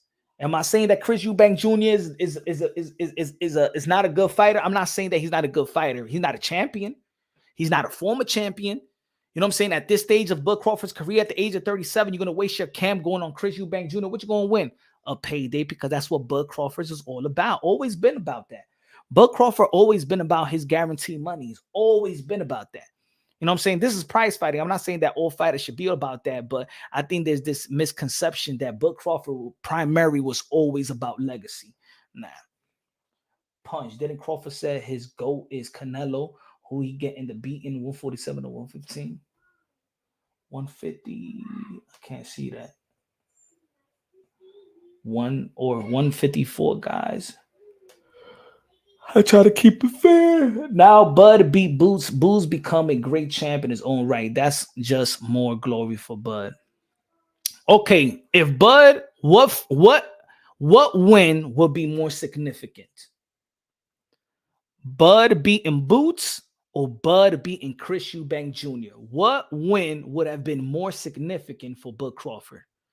And let's be real, Boots Ennis have yet to become a champion as well. I'm not saying that as well. Let's keep it real. Let's keep it honest. Boots Ennis passes the eye test like probably no other in boxing right now. He passes the eye test. What would be more of a significant win, Boots or Chris Eubank Jr.? Charles at the Chief says Eubank. Easy Band says Eubank. Eubank fought 5 former champions. Boots is all eye test. Yeah. Boots is dangerous. Boots all day. Roman. Eubank, they're going to middleweight. I agree. I could agree with you. That's logically right there. That is logically. All I'm saying is we never wanted that fight. You know what I'm saying? We never asked for that fight. And the thing is about that is that I feel like he got a cheat code already. You know what I'm saying? I feel like I feel like Bud Crawford got a cheat code because Chris Eubank Jr.'s trainer is Bomac. So now Chris Eubank Jr., who found his groove again, now has to switch his trainer, and now Bomac is going to tell Bud Crawford all the weaknesses of Chris Eubank. You know what I'm saying? I feel like that's like a little cheat code. I think this is why Bud Crawford is so comfortable in fighting Chris Eubank Jr. because Bomac trains Chris Eubank Jr. Canelo would look at Crawford Sure. I think that I think that Bud Crawford will be you. I never thought highly of Chris Eubank Jr. I never really thought highly of him. I never thought that he really wanted to take boxing legacy serious. I'm on his father's side when he talks about his son. I just never thought to hear Bud say he ain't earning or who he fought. That's the one thing that Bud fans. I just never thought I hear Bud say he ain't earned it who he fought. Eubank got the history. Where Bernie at, I got YouTube smoke with that dude. Hey yo, you should have Hey yo, me and Bernie went at it the last time. We went at it the last time. But shout out to Bernie the boxer. You know what I'm saying? But that's his best friend. You feel me? So I understand where his energy comes from. I understand where Bernie's energy comes from because that's his guy, that's his boy. So I know it. We all know it comes from a bias standpoint. We understand it. So when he was here, let me see what you're saying. But Canelo versus Bud. I think that Bud Crawford I think that Canelo Alvarez put Bud Crawford in the hospital. That's how much I think about it. That's what I think. I think that Canelo Alvarez makes Bud Crawford eat from a straw. That's just my opinion. That's how much I don't even want to see the fight because I feel like it's not even. I think Canelo Alvarez makes Bud Crawford eat from a straw. If they talking about, oh yo, you know that Bud Crawford is not going to be moving around like Jermell Charlo. Also, you're going to commit. You're going to go toe to toe with Canelo Alvarez. Okay, be my guest. Go toe to toe with Canelo Alvarez. Because that's what they're trying to tell me. That's what people trying to tell me that, yo, but Bud Crawford ain't Jermell Charlo. Yo, he ain't going to be moving around and try to survive like that. Also, you're trying to say that Bud Crawford is going to go toe to toe with Canelo Alvarez. Okay, yeah, he's going to meet it. Yeah, Canelo Alvarez is going to make Bud Crawford eat from a straw. Yeah, if that's what y'all telling me, that he not going to fight, he better go find Jermell Charlo's legs. He better go find them.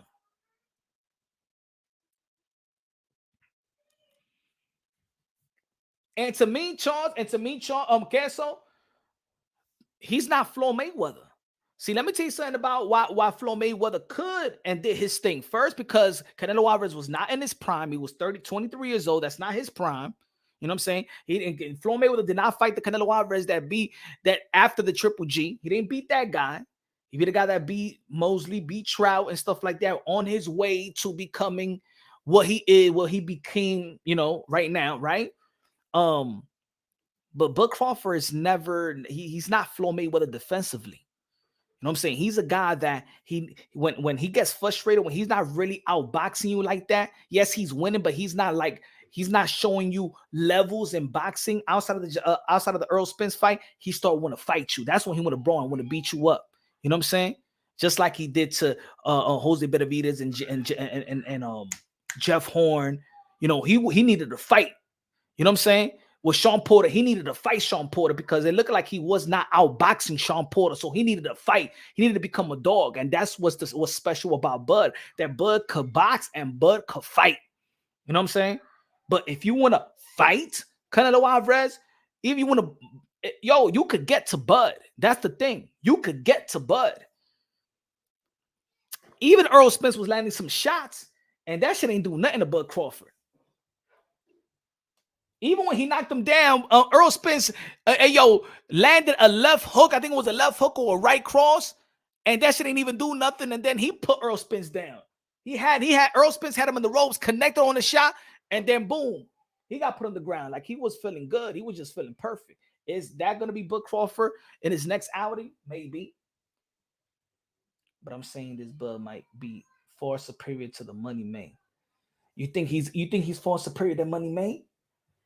You don't think Bud is capable of that pastor? Of what? Let me see what we got. It has to be perfect. I don't think that Bud Crawford could. I don't think he could challenge Canelo Alvarez. I think that this fight, this is what I feel. I feel that Bud Crawford and Canelo Alvarez will be like Kell Brook versus Triple G. There's going to be some round that people are going to be like, you know what? He's doing pretty good. And then bam, bam, bam. People have this. I think they have I think that people don't respect that Canelo Alvarez know how to cut off the ring. And he doesn't do it like he's athletic. He's not doing it with a bounce. He's just doing little by little, round by round. He gets closer. and closer. He always pins his opponent. He pins a guy that had great legs like a Caleb Plant. That Caleb Plant is 6'1", 6'2", something like that, right? Caleb Plant is a big dude. Pause. You know what I'm saying? He pinned the Callum Smith. He pinned the Billy Joe Saunders that was southpaw. And if you see all those fights, some of these guys did win rounds. Canelo Alvarez will give you some rounds. Canelo Alvarez will make you feel comfortable that you can actually come and fight him. That's one thing about Canelo Alvarez. Canelo Alvarez don't rush his work. Canelo Alvarez is very patient. When Canelo Alvarez is going to get you, he is going to get Bud. This ain't like Bud is a slippery fighter. Everybody gets to Bud because Bud is also an offensive fighter. Mean Machine got to Bud. Sean Porter got to Bud. Gamboa gets to Bud. Earl Spence landed some shots, but he didn't win no rounds and stuff like that. I didn't think that his power had anything significant in my opinion, but I'm not saying that Earl Spence didn't land some shots. Earl Spence landed some shots. Mean Machine landed some shots. I don't even count the Benavidez and stuff like that. But everybody gets some shots in. With Bud Crawford, Canelo Alvarez is going to get some shots in. He's going to go to the body. He's going to go to the hip. He's going to break down the body. He is going to do. He has a way of breaking down guys. People forget that Canelo Alvarez is also a pound for pound skillful fighter of this generation. He's taking hits from Triple G, taking hits from Kovalev, taking hits, bro, from Bivol. Bivol did not demoralize Canelo Alvarez. He just lost to Bivol, but he didn't get demoralized. He didn't get knocked down. He didn't get wobbled. You know what I'm saying? He got outboxed by a guy 6'2", tall, rangy, and stuff like that. This guy, I'm telling you, folks.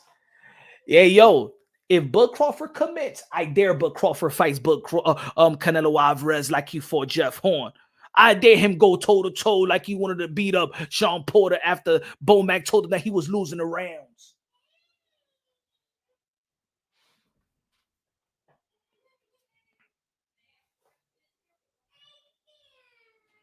You know what I'm saying?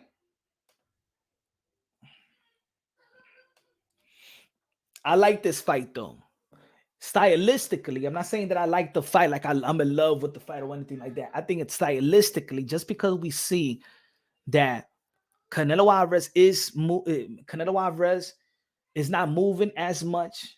Jaime Munguia is increasing. Jaime Munguia is getting a little better. I'm not saying that he's getting significantly better. I think Jaime Munguia's style is like, I think Jaime Munguia for real is what you see is what you get. I think he could get better just a little bit, but I don't think he's gonna get better substantially and stuff like that. He is with Freddie Roach right now. I think Freddie Roach, for me, in my opinion, always been an overrated trainer. You know, he's been overrated in my opinion, but he feels comfortable. Jaime Munguia feels comfortable at 168. Jaime Munguia can know how to take some punch. He does got that traditional Mexican chin, just like Canelo Alvarez. I do see this fight looking like a Ryder versus Canelo Alvarez, just a little bit better, just a little bit crisp, in my opinion. I think that Jaime Munguia is going to get hit a lot, and I think that Canelo Alvarez, I think this fight is going to, to me, if it goes to a decision, I think this fight is going to be 117, 111 Canelo Alvarez. I even think that Canelo Alvarez doesn't throw enough punches, but Jaime Munguia is almost the same thing in terms of output. I just think that Jaime Munguia is really, it's not a difficult fight.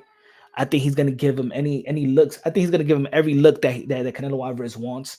I think Jaime Munguia is tailor-made for Canelo Alvarez. So, but just like the John Ryder fight, I do see that it's going to be entertaining. I do see that. I think that Jaime Munguia is going to take some punches. True facts, Daddy Life. I know he ain't Floyd, only could one that way. He did experience IQ athletic, but Bud might be able to do it with IQ, power, and timing. But remember, Queso, that he was that was a catch weight. This ain't a catch weight. Canelo Alvarez versus Floyd Mayweather was a catch weight that benefited more of Floyd Mayweather. This is not a catch weight. 168 versus Bud Crawford is not a catch weight. I remember Canelo Alvarez rehydrated 14 pounds more than Jamel Charlo. On fight night, Canelo Alvarez rehydrated 14 pounds more than Jermell Charlo. Jermell Charlo was bigger than Bud Crawford. Jermell Charlo is taller than Bud Crawford. Jermell Charlo is undisputed at 154. His power didn't hurt nothing. It didn't make Canelo Alvarez didn't feel nothing of Jermell Charlo. At least Jermell Charlo knew how to survive. I think that Bud Crawford is crafty, got an IQ, but I just think there is weight classes for a reason, and all that IQ and all that craftiness is just gonna be, he's gonna be too small. Canelo Alvarez is a full-fledged 168. The science already is there for Canelo Alvarez. Think about it. Bud Crawford, he's gonna go up 3 divisions. 3 divisions. Right now, he could be walking around 160 or 170 right now. You're going to have to build up muscle, which at his age, he's going to probably feel more sluggish. Remember, what makes Bud Crawford good is leg work. I'm gonna give you an example. What makes, let's say, Boo Andre, Demise Andre was elusive, leg work. He moved up. He tried to put too much muscle. Looked like he put too much muscle. He didn't even use his legs like that. He wasn't really bouncing off from the outside versus David Benavidez. I'm not David Benavidez, David Benavidez. He couldn't escape David Benavidez. His legs wasn't like it's been his whole career because he bulked up. The thigh, he bulked up too much. That's what's gonna happen to Bud Crawford. What Bud Crawford gonna do when when Canelo Alvarez rehydrates to 100 or almost 190 pounds, and Bud Crawford rehydrates only probably 6 pounds because his body is not made to rehydrate that. Jermell Charlo only rehydrated 6 pounds. Jermell Charlo only rehydrated 6 pounds. Demetrius Andre moving to 168 only rehydrated not more than 13 pounds, and that was pushing it because that's what they wanted to do. But versus Demond Nicholson, he only rehydrated 4 to 6 pounds. I was there. So people are forgetting about the rehydration. They're forgetting about that.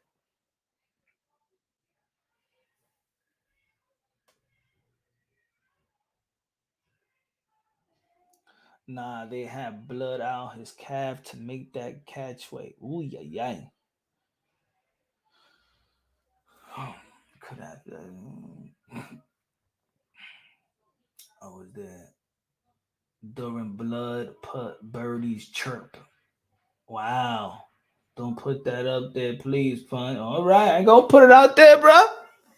But I just think that Crawford is a better skillful fighter than Canelo.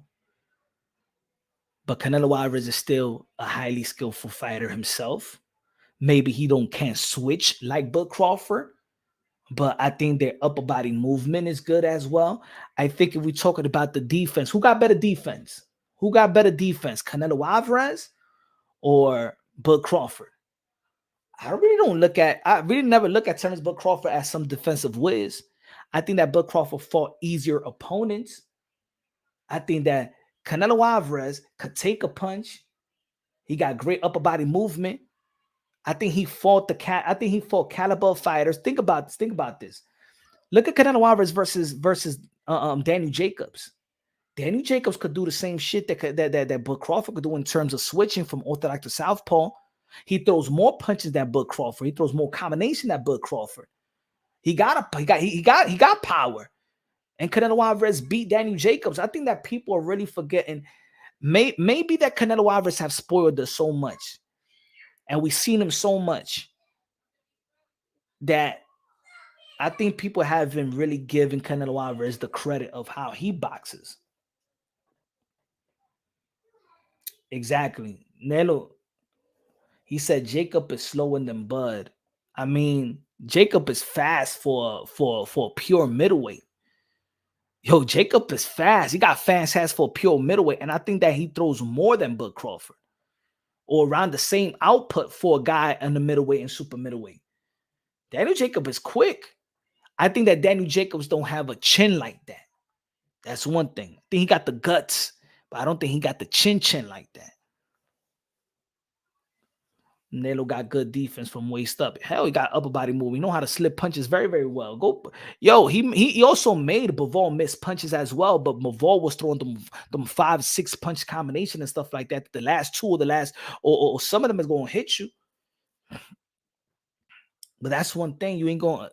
Crawford just ain't going to stand there with with Canelo. Canelo could get to you. Canelo's gonna get to Canelo will get to Bud Crawford. Jacobs versus Crawford. I think Jacobs at 160. I don't know if Jacobs gonna move up to 175.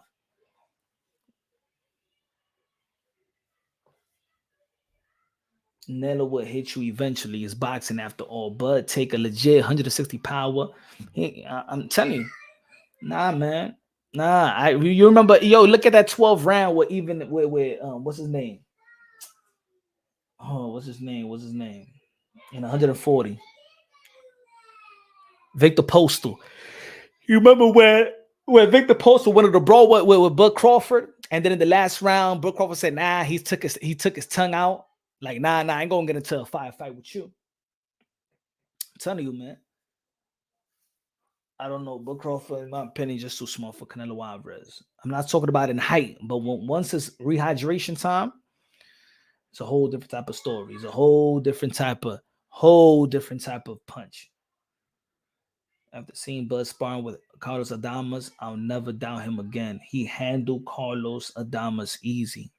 That's Carlos Adames. Do you forget that Canelo Alvarez sparred with Frank Sanchez?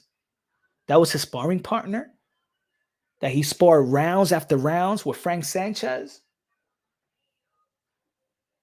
Come on, man. He sparred heavyweights. And he sparred heavyweights that can move like Frank Sanchez, man. I'm telling you, man. Canelo is a whole different. I think people just got spoiled with Canelo Alvarez. We just depend too much from Canelo Alvarez or something, or we just looking for the next. I think people got tired of just praising Canelo Alvarez. We need to praise somebody else.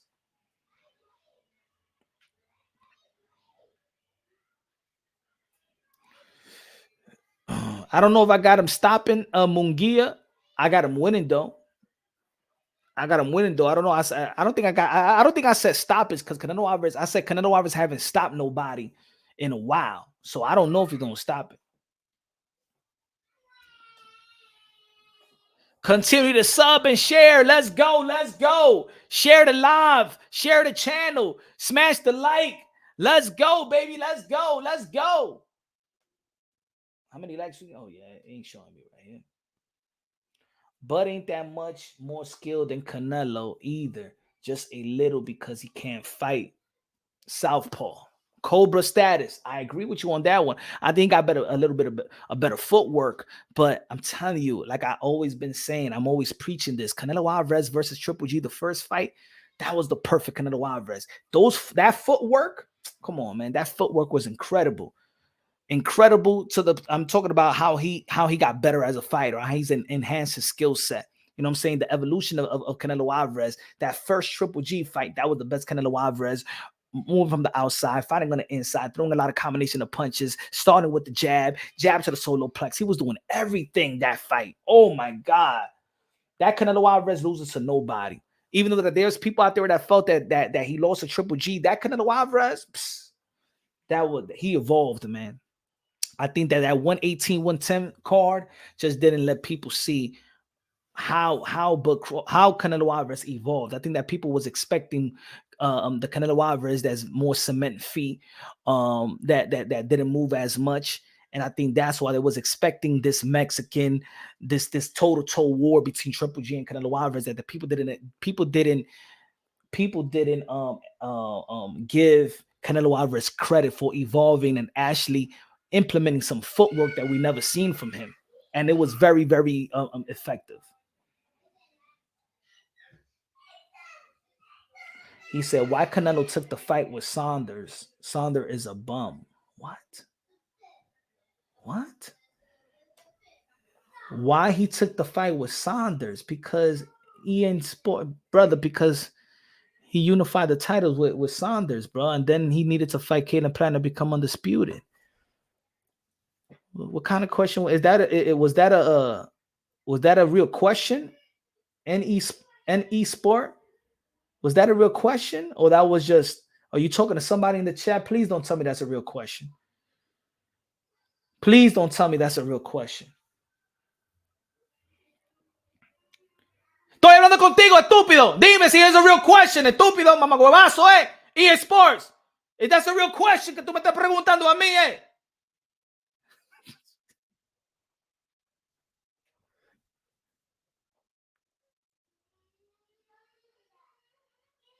Tell me that you made a mistake.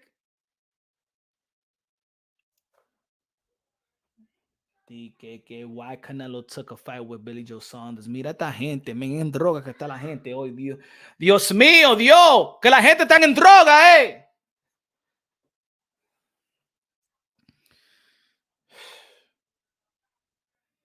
That's like saying why Earl Spence fought Yordenis Ugas. Why did Naoya Ino Uwe fought Nonito Donaire? Hmm?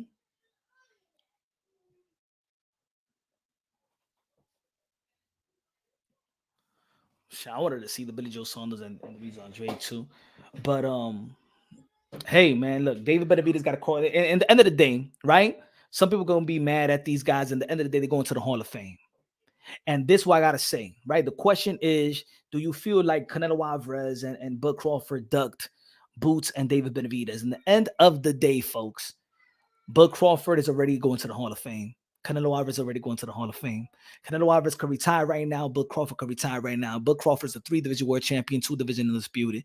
And Canelo Alvarez is a 4-division world champion, super middleweight undisputed. What is David Benavidez and what's his Boots? What's David Benavidez and what's Boots? David Benavidez and Boots is the same age. What has David Benavidez accomplished and what's have Boots accomplished? Both of these guys ain't even on the pound for pound list. So I'm going to keep the same energy that we kept up with Canelo and David Benavidez. And I'm going to keep the same energy we're doing it with Bud Crawford and Boots. We could say that Bud ducked Boots, but you can't shame him like that. If he's going to stay in the 147-pound division, okay, but he's not in the 147-pound division, right? No more. We don't want to see David Benavidez and Canelo Alvarez, but if Canelo Alvarez retired right now, he didn't fight David Benavidez. And if he would have fought him and beat David Benavidez, who's going to be on his resume? What was going to be on it on the? Because think about it, we don't know. We don't know what can happen in boxing. Sometimes we think a guy is all hyped up and then he loses like 3 out of the last 5. How about if David Benavidez fight Canelo Alvarez and Canelo Alvarez beat David Benavidez and then David Benavidez fights somebody and then he gets beaten and then he gets beaten again and stuff like that and then he becomes a Julio Cesar Chavez Jr. How about if David Benavidez become a Julio Cesar Chavez Jr.? Punch, we can't say that. We don't know that. Boots Ennis and David Benavidez will still have to carve their own legacy with or without Bud Crawford and Canelo Alvarez.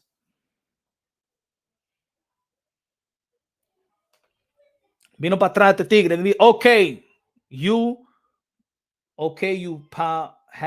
he had to take Billy Joe fight. Still think Billy Joe is overrated. Okay, all right. I'm glad that you humbled yourself. Because I was acting like, what is this? Are you a boxing fan? Or I see a football helmet. Seems like you were casual and you're not a real boxing fan. If you want to say that, why did he fight Billy Joe Saunders? But I'm glad that you changed the way that you thought or think. Perhaps Canelo, knowing the difficulties of fighting David Benavidez, he's saving him to pass the torch. I don't think, to be honest, no fighter really say I'm here to pass somebody the torch. Because think about it. If I'm here to pass the torch, I'm here to come and lose. I never heard a fighter. See, I think that's writers, journalists, independent media, boxing host or YouTube channels passing of the torch fight. That's not a passing of the torch, because when you say passing of the torch, you're actually disrespecting the fighter that got the torch. David Benavidez is a passing of the torch. He's not going over there to fight to lose to David Benavidez. No, he's there to lose to Jaime Munguia. Passing of the torch. You see Tim Tszyu, he's saying that Keith Thurman is going to pass him the torch. Keith Thurman don't got no torch to pass to you. Hey, yo, I heard Tim Tszyu said, hey, yo, this is the passing of the torch. Keith Thurman don't got no torch to pass to your ass. Huh? He don't got no torch, man. He got a name. He got a brand. He got a name. He got a legacy, a welterweight legacy. He got no torch to pass to you. Huh? He said that Keith Thurman is going. This is the passing of the torch fight. Man, what you talking about? Passing of the torch fight? This ain't no passing of the torch fight. Keith Thurman versus Tenshu was not passing of the torch fight. Tenshu was trying to make this fight more important than what it is. Even though I like the fight. If Conor Ben has balls, he should fight Boots. Thurman Fenton don't. Northeast Sports in a funny name, giving your Southwest most point. Okay. Cálmate, primo. Mistake. Yo estoy calmado ya, me calmé, mi gente, me calmé, primo, ya. Tú estás bien, ya. I'm good, you good, we are good. All right, my friend? Calmadito, estamos toditos. Calmadito, estamos toditos. Keith passing a light.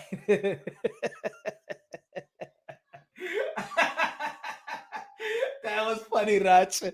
You said passing the torch, man. I'm gonna pass you a lighter, man, because it seems like you trying to get high. It seems like you high, you trying to get more high. Here's a lighter, motherfucker. I ain't passing no goddamn torch. I got nothing to pass to you, man. I've been inactive. I don't got a belt, and people don't believe in me.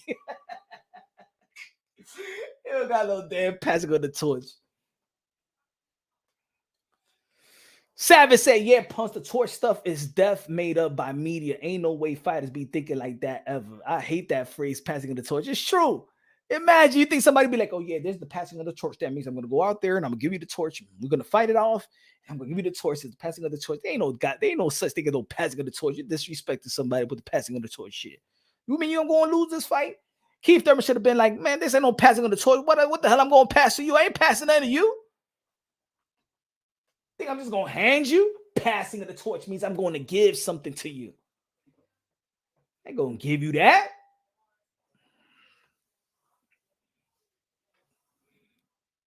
He said sometimes it's obvious, though. So what is it? It's Chris Eubank Jr. versus Bud Crawford, the passing of the torch. Who's fighting the passing of the torch fight? What is the passing of the torch? Which is a fight right now that is a passing of the torch? David Benavidez and Canelo Alvarez, not a passing of the torch. You know, real mega fights, again, and I said this before, real mega fights are fights that is a legacy versus legacy. Your legacy on the line versus my legacy on the line. Manny Pacquiao Mayweather was a real mega fight. That's a mega fight. Tyson versus Holyfield, mega fight. Legacy versus legacy, pound for pound versus pound for pound. You know what I'm saying? Those are legacy fights. Beterbiev versus Bivol. We're fighting for the best, undisputed. Those are legacy fights. As much as we want to believe Benavidez versus Canelo Alvarez is not really a legacy fight. Match the resume versus the resume. Match the legacy and the legacy. It doesn't have to be equal, but come on, this is Canelo. This is David Benavidez, man. Like even at the age of 27 already, Canelo Alvarez already was a two division world champion at the age of 27, right? He already got a legacy. He already got Cotto under his belt. He already got the Trout. He already got the Shane Mosley under his belt. He already got the Lara under his belt. He already got a couple of names under his belt. And you know what I'm saying? Now, let me see. As a matter of fact, yeah, he beat Daniel Jacobs in 2018 already. He beat Triple G in 2017, 18. So he already, at the age of 27, yeah, man. As a matter of fact, at the age of 20, he already did a lot. When did he fight Kovalev? Kovalev was 2019, right? Maybe he was 28, 29 around that time.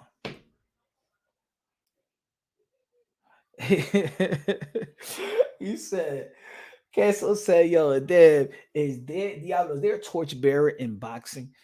I don't know, man. I just know that there's I think that's a saying that's been in boxing for quite some time. The passing of the torch was Oscar De La Hoya versus Julio Cesar Chavez passing of the torch fight. Yo, David Benavidez versus Canelo Alvarez is not even Fernando Vargas versus Oscar De La Hoya. Not even. if you really look at the legacy, I don't know about the crack, but surely the gentleman's jack. I don't. If you look at the legacy, this ain't a mega fight. This is a hype fight. We are hyped to see the fight. But in all actuality, you sometimes, put yourself in Canelo Alvarez's shoes and be like, yo, all right, y'all want me to fight this guy. But there's going to be a lot of these guys that y'all going to want me to fight that haven't even done 20% of what I've done. I'm putting everything on the line. He ain't putting nothing on the line. At one point, I want to see what's the next mega fight. You know what I'm saying? Alexander Usyk versus Tyson Fury is a mega fight, accomplishing fight. You know what I'm saying? Now I got better momentum.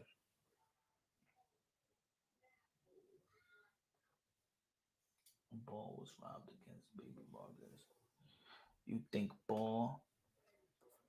Wait, Punch. I didn't ask you. Please tell me you think Ball was robbed against Baby Vargas. Ball was robbed. I don't understand that one. Wait, Fernando was rushed. He fought like 4 times.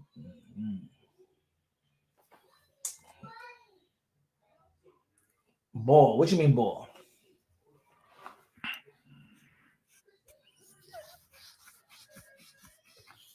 Ball was robbed against. Oh, Ray Vargas. The last fight. This fight that just happened right now. Nick Ball. Diablo. You. All right. I said, man, what are you talking about the balls? What's the circular 40? What are you talking about? Some testes and shit like that? What are you talking about? Nick Ball versus Ray Vargas. Oh, that fight.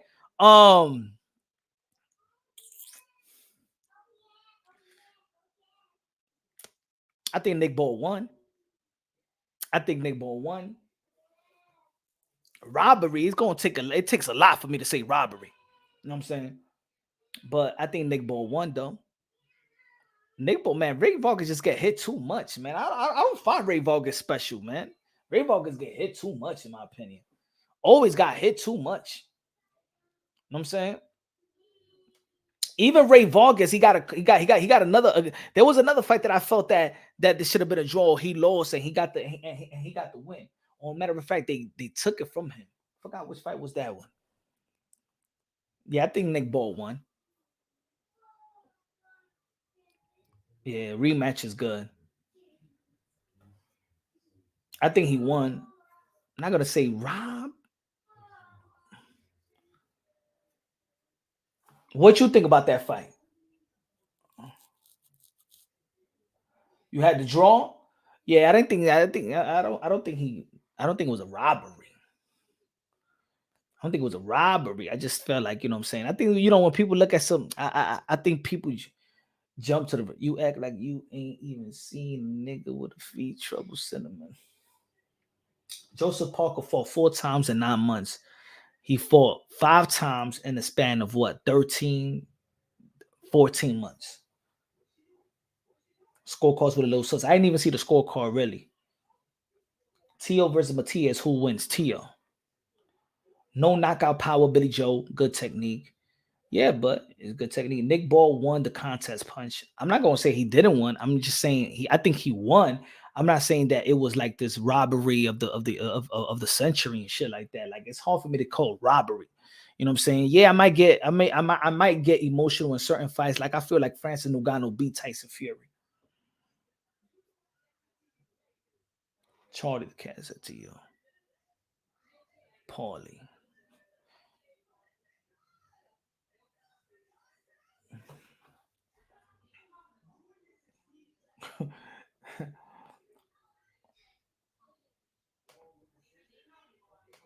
Yeah, Paulie. What did Paulie say about that fight?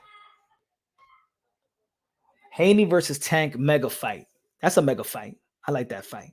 Bud beating up Mayweather or Canelo Alvarez 2 years from now. Now, that's a mega fight right now. I think after this Ryan Garcia fight, I think all these, I'm going to tell you like this. All these guys can make a fortune just fighting each other. It's just like in the heavyweight division. Look at Deontay Wilder and Tyson Fury made a fortune. They made life-changing money just fighting each other. You know what I'm saying? These guys could actually do the same thing. Shakur versus Haney. Shakur versus, look at Ryan. Ryan lost. He's getting another great payday with Devin the Dream Haney. Just fight each other. Make the money. Who cares, bro? Like people, look, it is. We all know that people now is just thinking about fights. They're not really thinking about the belts as much no more, man. That's like that. That's like for the 20% of the hardcore boxing fan that care about the belts. Everybody gonna want to see a good fight.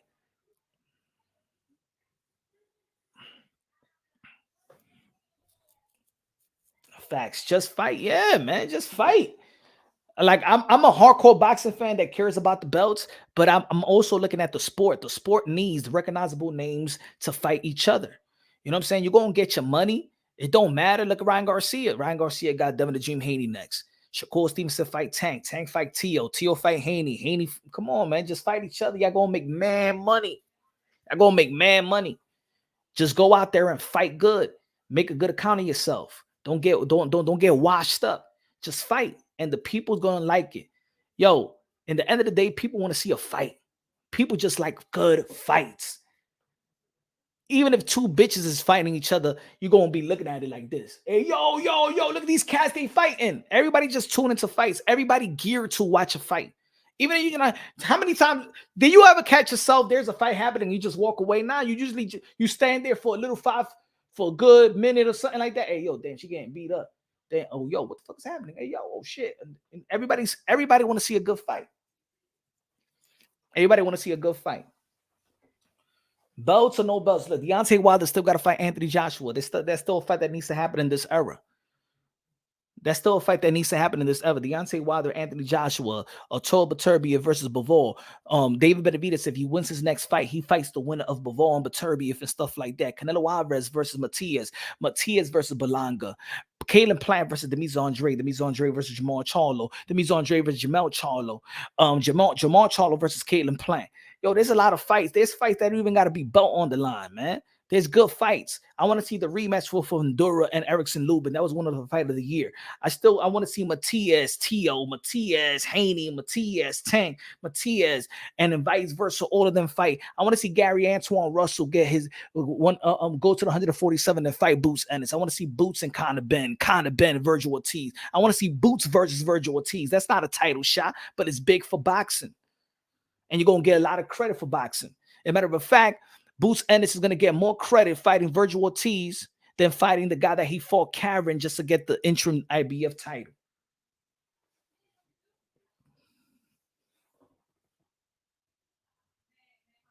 Just give us the fights.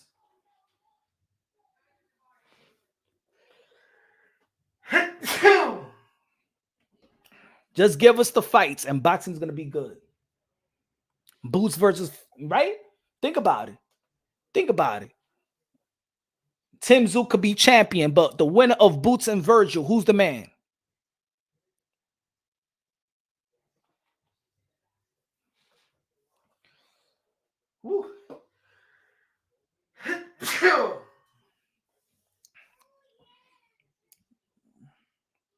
What you think about this one, Punch? Which one? It's okay to have feelings, but it's not okay to be in them. I like that. It's okay to have feelings, but it's not okay to be in them. Okay, all right, little quotey quote, huh? You gonna copyright that one, Casso? That's how you be talking to the ladies, Casso. Hey, baby, yo, baby. It's okay to be in your feelings, baby. I mean, it's okay to have feelings, but it's not okay to be in them. All right, baby, let's just talk. Let's just communicate. You don't got to be screaming. You don't got to be all emotional and stuff like that. I'm here for you. Let's work it out. Let's work it out, boo.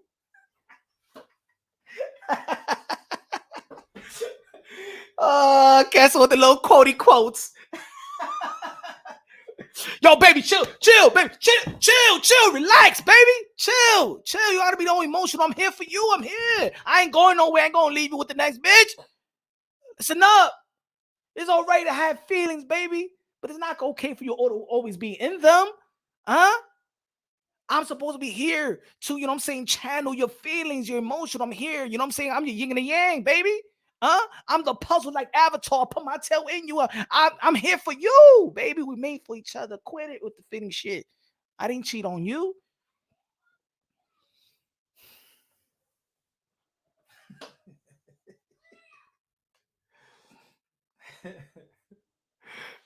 The only man I can't respect in boxing is Inoue. He doesn't duck nobody. I mean, it's not fair to say the only man that you respect. You should respect more people in the sport of boxing. You know, there's a lot of people that do some work. A lot of people, you know, always one of them, right? You know, who moved up, didn't need a marinated fight. That's what I like about Inoue. I like about Inoue. That's what I like about Tio. That's what I like, because if people be like, yo, you always talk about Tio, but Tio didn't never had to marinate a fight. He never had to build a fight. He just go fight Lomachenko after beating Rich Comey, then go fight. You know what I'm saying? I like these fights don't need to be marinated and stuff like that. I like the way that Devin Haney is moving. I like how Devin Haney is fighting. You know, he went out there for George Kambosa, for Lomachenko, for Regis Prograis, for Ryan Garcia. I like the way that Devin Haney is moving as well, man. Bill Haney's doing a wonderful job. I got to give a lot of credit to him as a manager. Nick Ball won with the Yoda throw and all the head grabs. Come on, Punch. That dude should have been disqualified.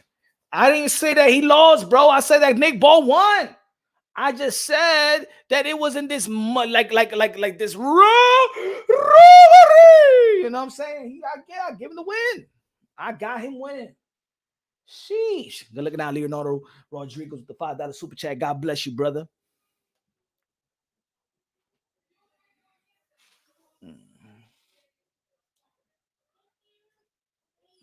Motherfucker ain't trying to let go of that O on their record. It's all right, man. You just put up a good fight. Look, I'm gonna tell you like this: fighting speaks every language.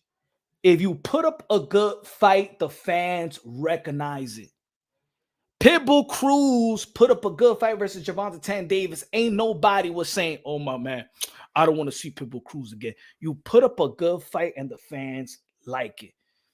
That's how Manny Pacquiao actually adopted the Mexican fan base. He put up a great fight. He lost too, but he put up a great fight. Just put up a great fight. How you think that John Ryder, El Pelagato, got the fight with Jaime Munguia? Because he just put up a fight versus Canelo Alvarez. He wasn't winning. He didn't win no damn rounds like that, but he just put up a good fight that, you know, when you show the fans effort, when you show the fans effort, the fans know when you're trying to go for it. The fans understand when you're doing your best you can. You may not be the best to beat the guy, but you're doing your best. Is the reason why there's a lot of people that feel like Jermell Charlo versus Canelo Alvarez was unhappy with Jermell Charlo because they feel like Jermell Charlo didn't give it his all, didn't went out there and really risk it and stuff like that. You know what I'm saying? That he was just there to go 12. That's the way that it looked like he approached the fight. That's what a lot of people was mad at Jermell Charlo, right? It's not that he lost to Canelo Alvarez. It's because people feel like he didn't give the Jermell Charlo the Iron Man Lions Den, you know, Jermell Charlo. So they identify that. But boxing, in all reality, boxing fans just want to see a good fight. Want to see a good fight. They want you to match your expectation and they give you ultimate respect when you exceed your expectations. When you don't match the expectations, they get mad at you. When you don't perform to the level of your skill set, they get mad at you. That's why they get mad at Shakur Stevenson fighting the way that he fought versus Edo de los Santos and how he fought Nakatilia, because they be like, come on, man, you too good for that.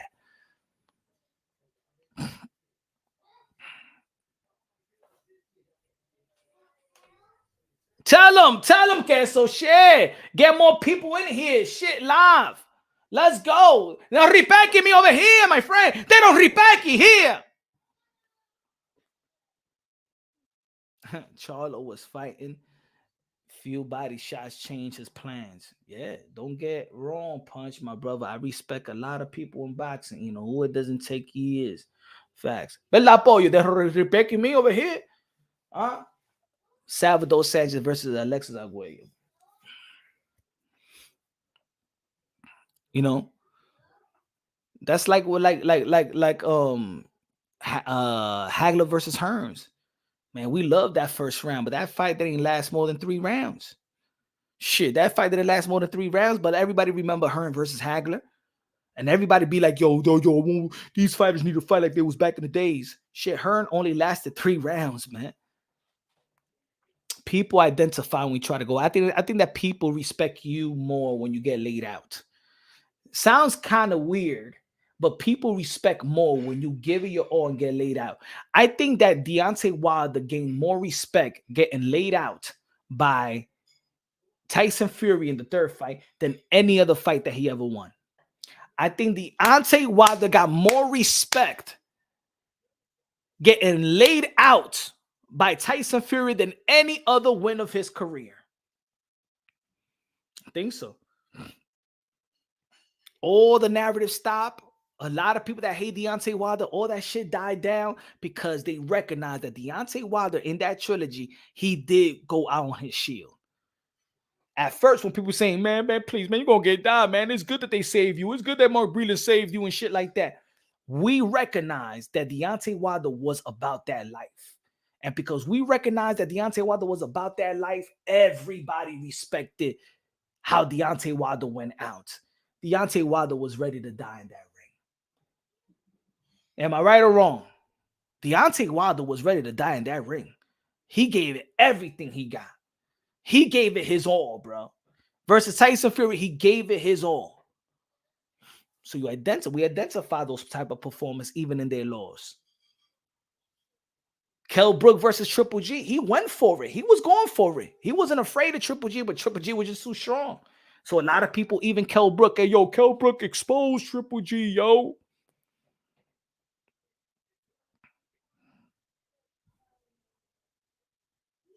Who else?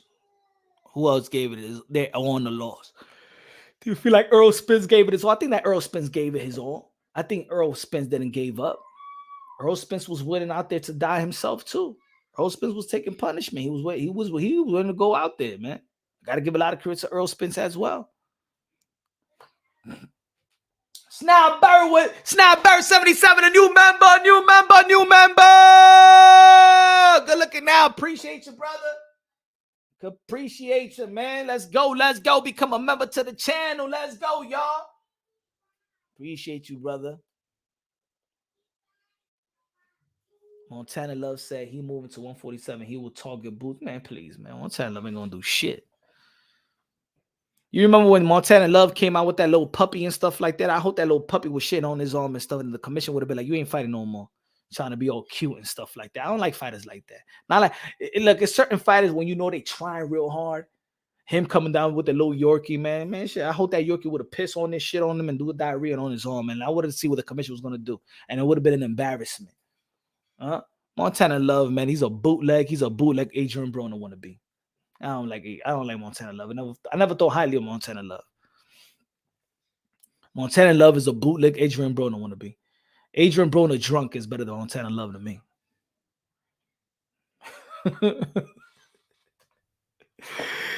Let's go. Appreciate you, man.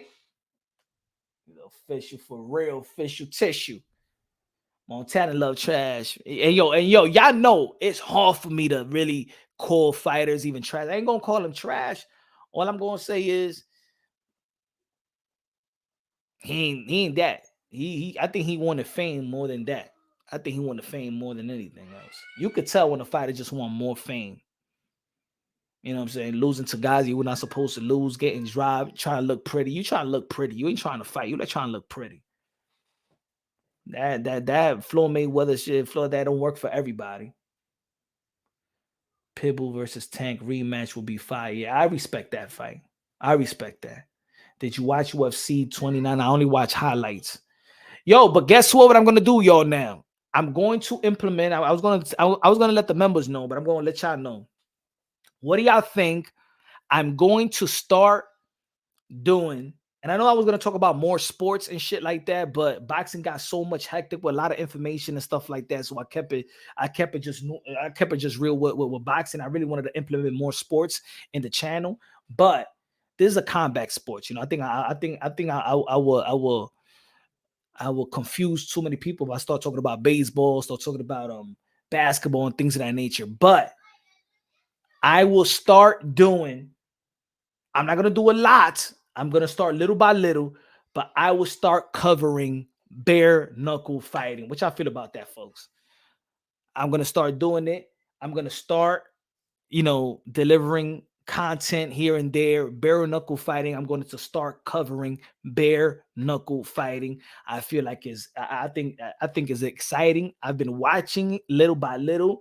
I don't know all the fighters' names, but I do follow a couple of fighters. I like how the girls be fighting, like how the dudes is going out there. I like how boxers are going to, like Austin Trout, Rigondeaux is going to be fighting. I'm going to cover that fight. I'm gonna cover the Rigondeaux fight. I'm gonna cover the next Austin Trout fight.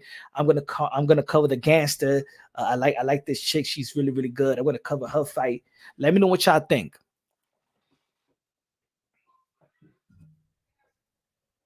He said, "Shot, I'm with you with." Paul, just don't change the channel. Now I ain't gonna change the channel. I'm just gonna implement bare knuckle fighting. I think that I gotta be honest. I don't know. I don't know a lot of people's name in the UFC, MMA. You feel me? I don't know. I really don't know the moves, the grapple. I don't know the terminology and stuff like that. I could watch it, but I'm not gonna. I don't want to be fake to the people. But when I'm watching bare knuckle, I know how to commentate these. I could commentate um that profession and stuff like that. And I want to cover bare knuckle fighting. What y'all think about that? Burr said, "Come on, man. Nah, pure boxing, man." But guess what? That was the nature. The bare knuckle is really pure boxing. You feel me, Burr? I ain't gonna do it. That's not gonna be the primary shit. I just want to implement certain events because the boxers are going to bare knuckle, man. We got to give a lot of credit to Austin Trout. And to be honest, these fighters are looking more exciting. Austin Trout, you saw the Austin Trout fight? Yo, he was exciting, bro. And think about it, Rigondeaux, that he has this reputation of being a boring fighter. I want to see how Rigondeaux is going to do in bare knuckle. Rigondeaux is going to be fighting in bare knuckle in May. Yeah, Austin Trout had a fight. What was it? 3 weeks ago? A month ago? Yeah, Austin Trout was doing his thing. Paulie went out there, a couple of years ago. He really started him off with them. But Austin Trout, go check the fight out. Austin Trout was doing his thing. Austin Trout was laying them bricks, bro. Yo, Austin, it looked like it's like a new guy. It's like he's new.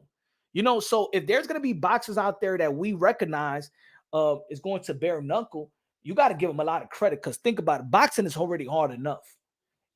I think these fighters ain't going to fight on the reg because, of course, the hands, the stitches, everybody getting cut out there, everybody getting cut. But I find my opinion is, I find bare knuckle fighting more. It excites me more than MMA. I respect MMA. If there's certain names, I like the strikers at MMA, and that's why I like the bare knuckle.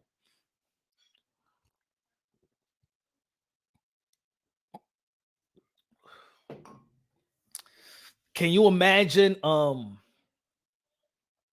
Can you imagine? Let me see who I want to see bare knuckle. Like, that's it. That their career is winding down in boxing. How about Adrian Broner bare knuckle? Kimbo Slice estate their money. Yeah, can you imagine if they would have had the bare knuckle with Kimbo Slice? You know who should go to bare knuckle? Jorge Masvidal. Jorge Masvidal will be the man in bare knuckle because he comes from the street with Kimbo Slice and shit like that. I'm telling you, I think that bare knuckle was. I mean, bare knuckle been there for a while, but I think it's gonna heat up now because if there's gonna be some recognizable names going to bare knuckle, I know it's way more of a risk, But Heather Hardy, Heather Hardy's gonna be in bare knuckle. She's fighting. Look, I mean, Heather Hardy's in bare knuckle. I think she fights. Let me show y'all. Heather Hardy. Hold on, Heather Hardy. I know she was due to fight. Let me see. Yep. Heather Hardy was the date. May 11th. Heather Hardy is going to bare knuckle. You know what I'm saying? Heather Hardy's going to bare knuckle. She got an event May 11th. Who else? Who else? Let me see. Guillermo Ringendale. Let me see if they haven't announced it. Let me see. I thought he was gonna. I know he got an event.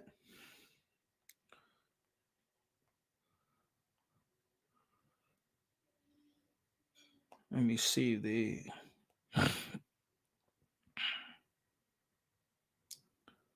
Let me see. And they announced it.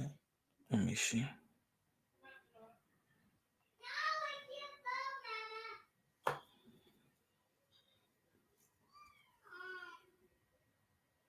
Yep. Look.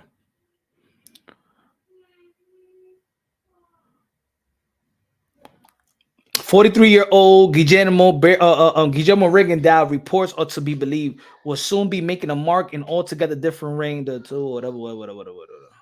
So let me get the damn highlight. Oh, yeah, look. Boom. And he's fighting on May 11th as well. So Heather Hardy and Rigondeaux is fighting bare knuckle May 11th. I'm going to cover that fight.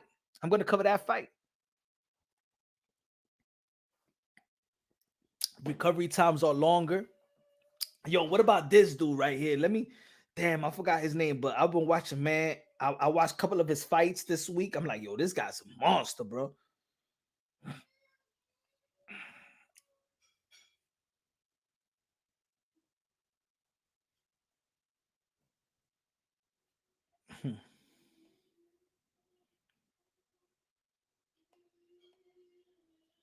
Yeah, I don't got it with me right now.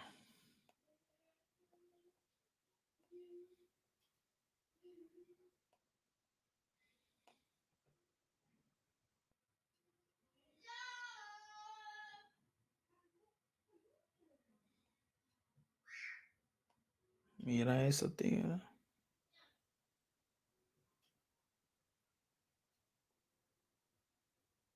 But I'm gonna cover it though. We're gonna cover it in Punch Run Boxing. We're gonna cover the bare knuckle and Punch Run Boxing as well. When is Amanda coming on?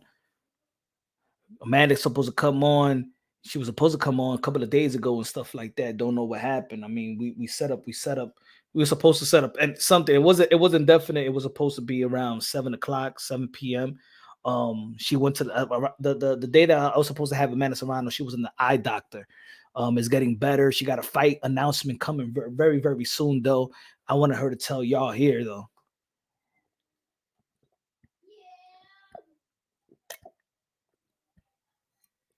Lorenzo Hunt. Is it Lorenzo Hunt? I think Lorenzo Hunt. Yeah, that's the guy. Yeah, Lorenzo Hunt is a damn fucking beast, bro. Hey, yo, Roman. Lorenzo Hunt is a beast, bro. He's a beast. He's my favorite right now. Lorenzo Hunt is a beast. April 27th, we're doing this right here. Los Angeles. April 27th. Terrell versus Hunt. Yo. Hey, yo, that dude is a beast, bro. Yo, that dude is a beast, man. Yo, Lorenzo Hunt is a beast. He a beast, bro. He's a beast.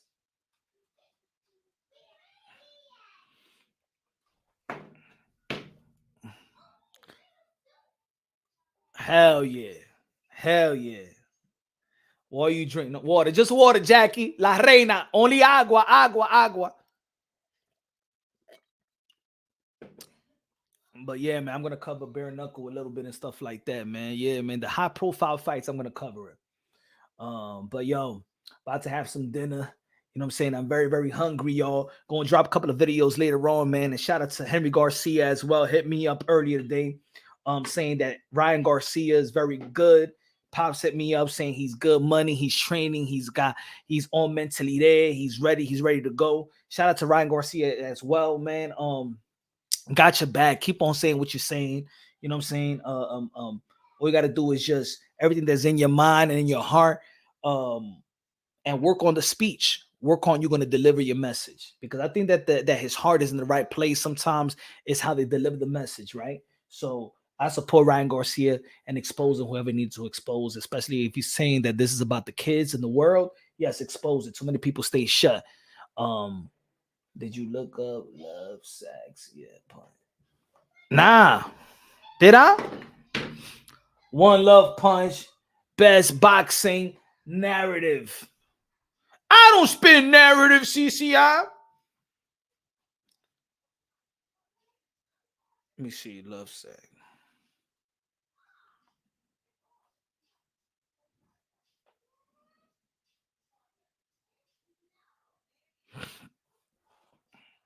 The major fights coming up March 30th.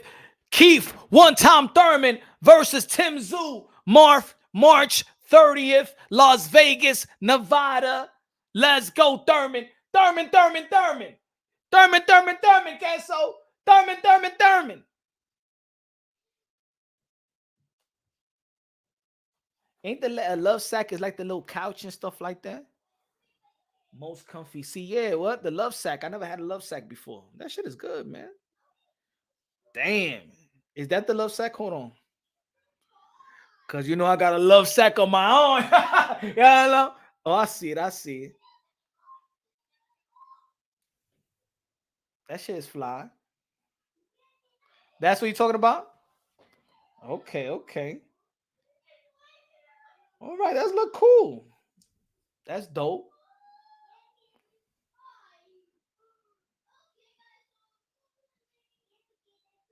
That's dope. Shit, I be going live on the love sack. That ain't sound good. I'm gonna go live on love sack. You know what I'm saying? Talk to the people on the love sack.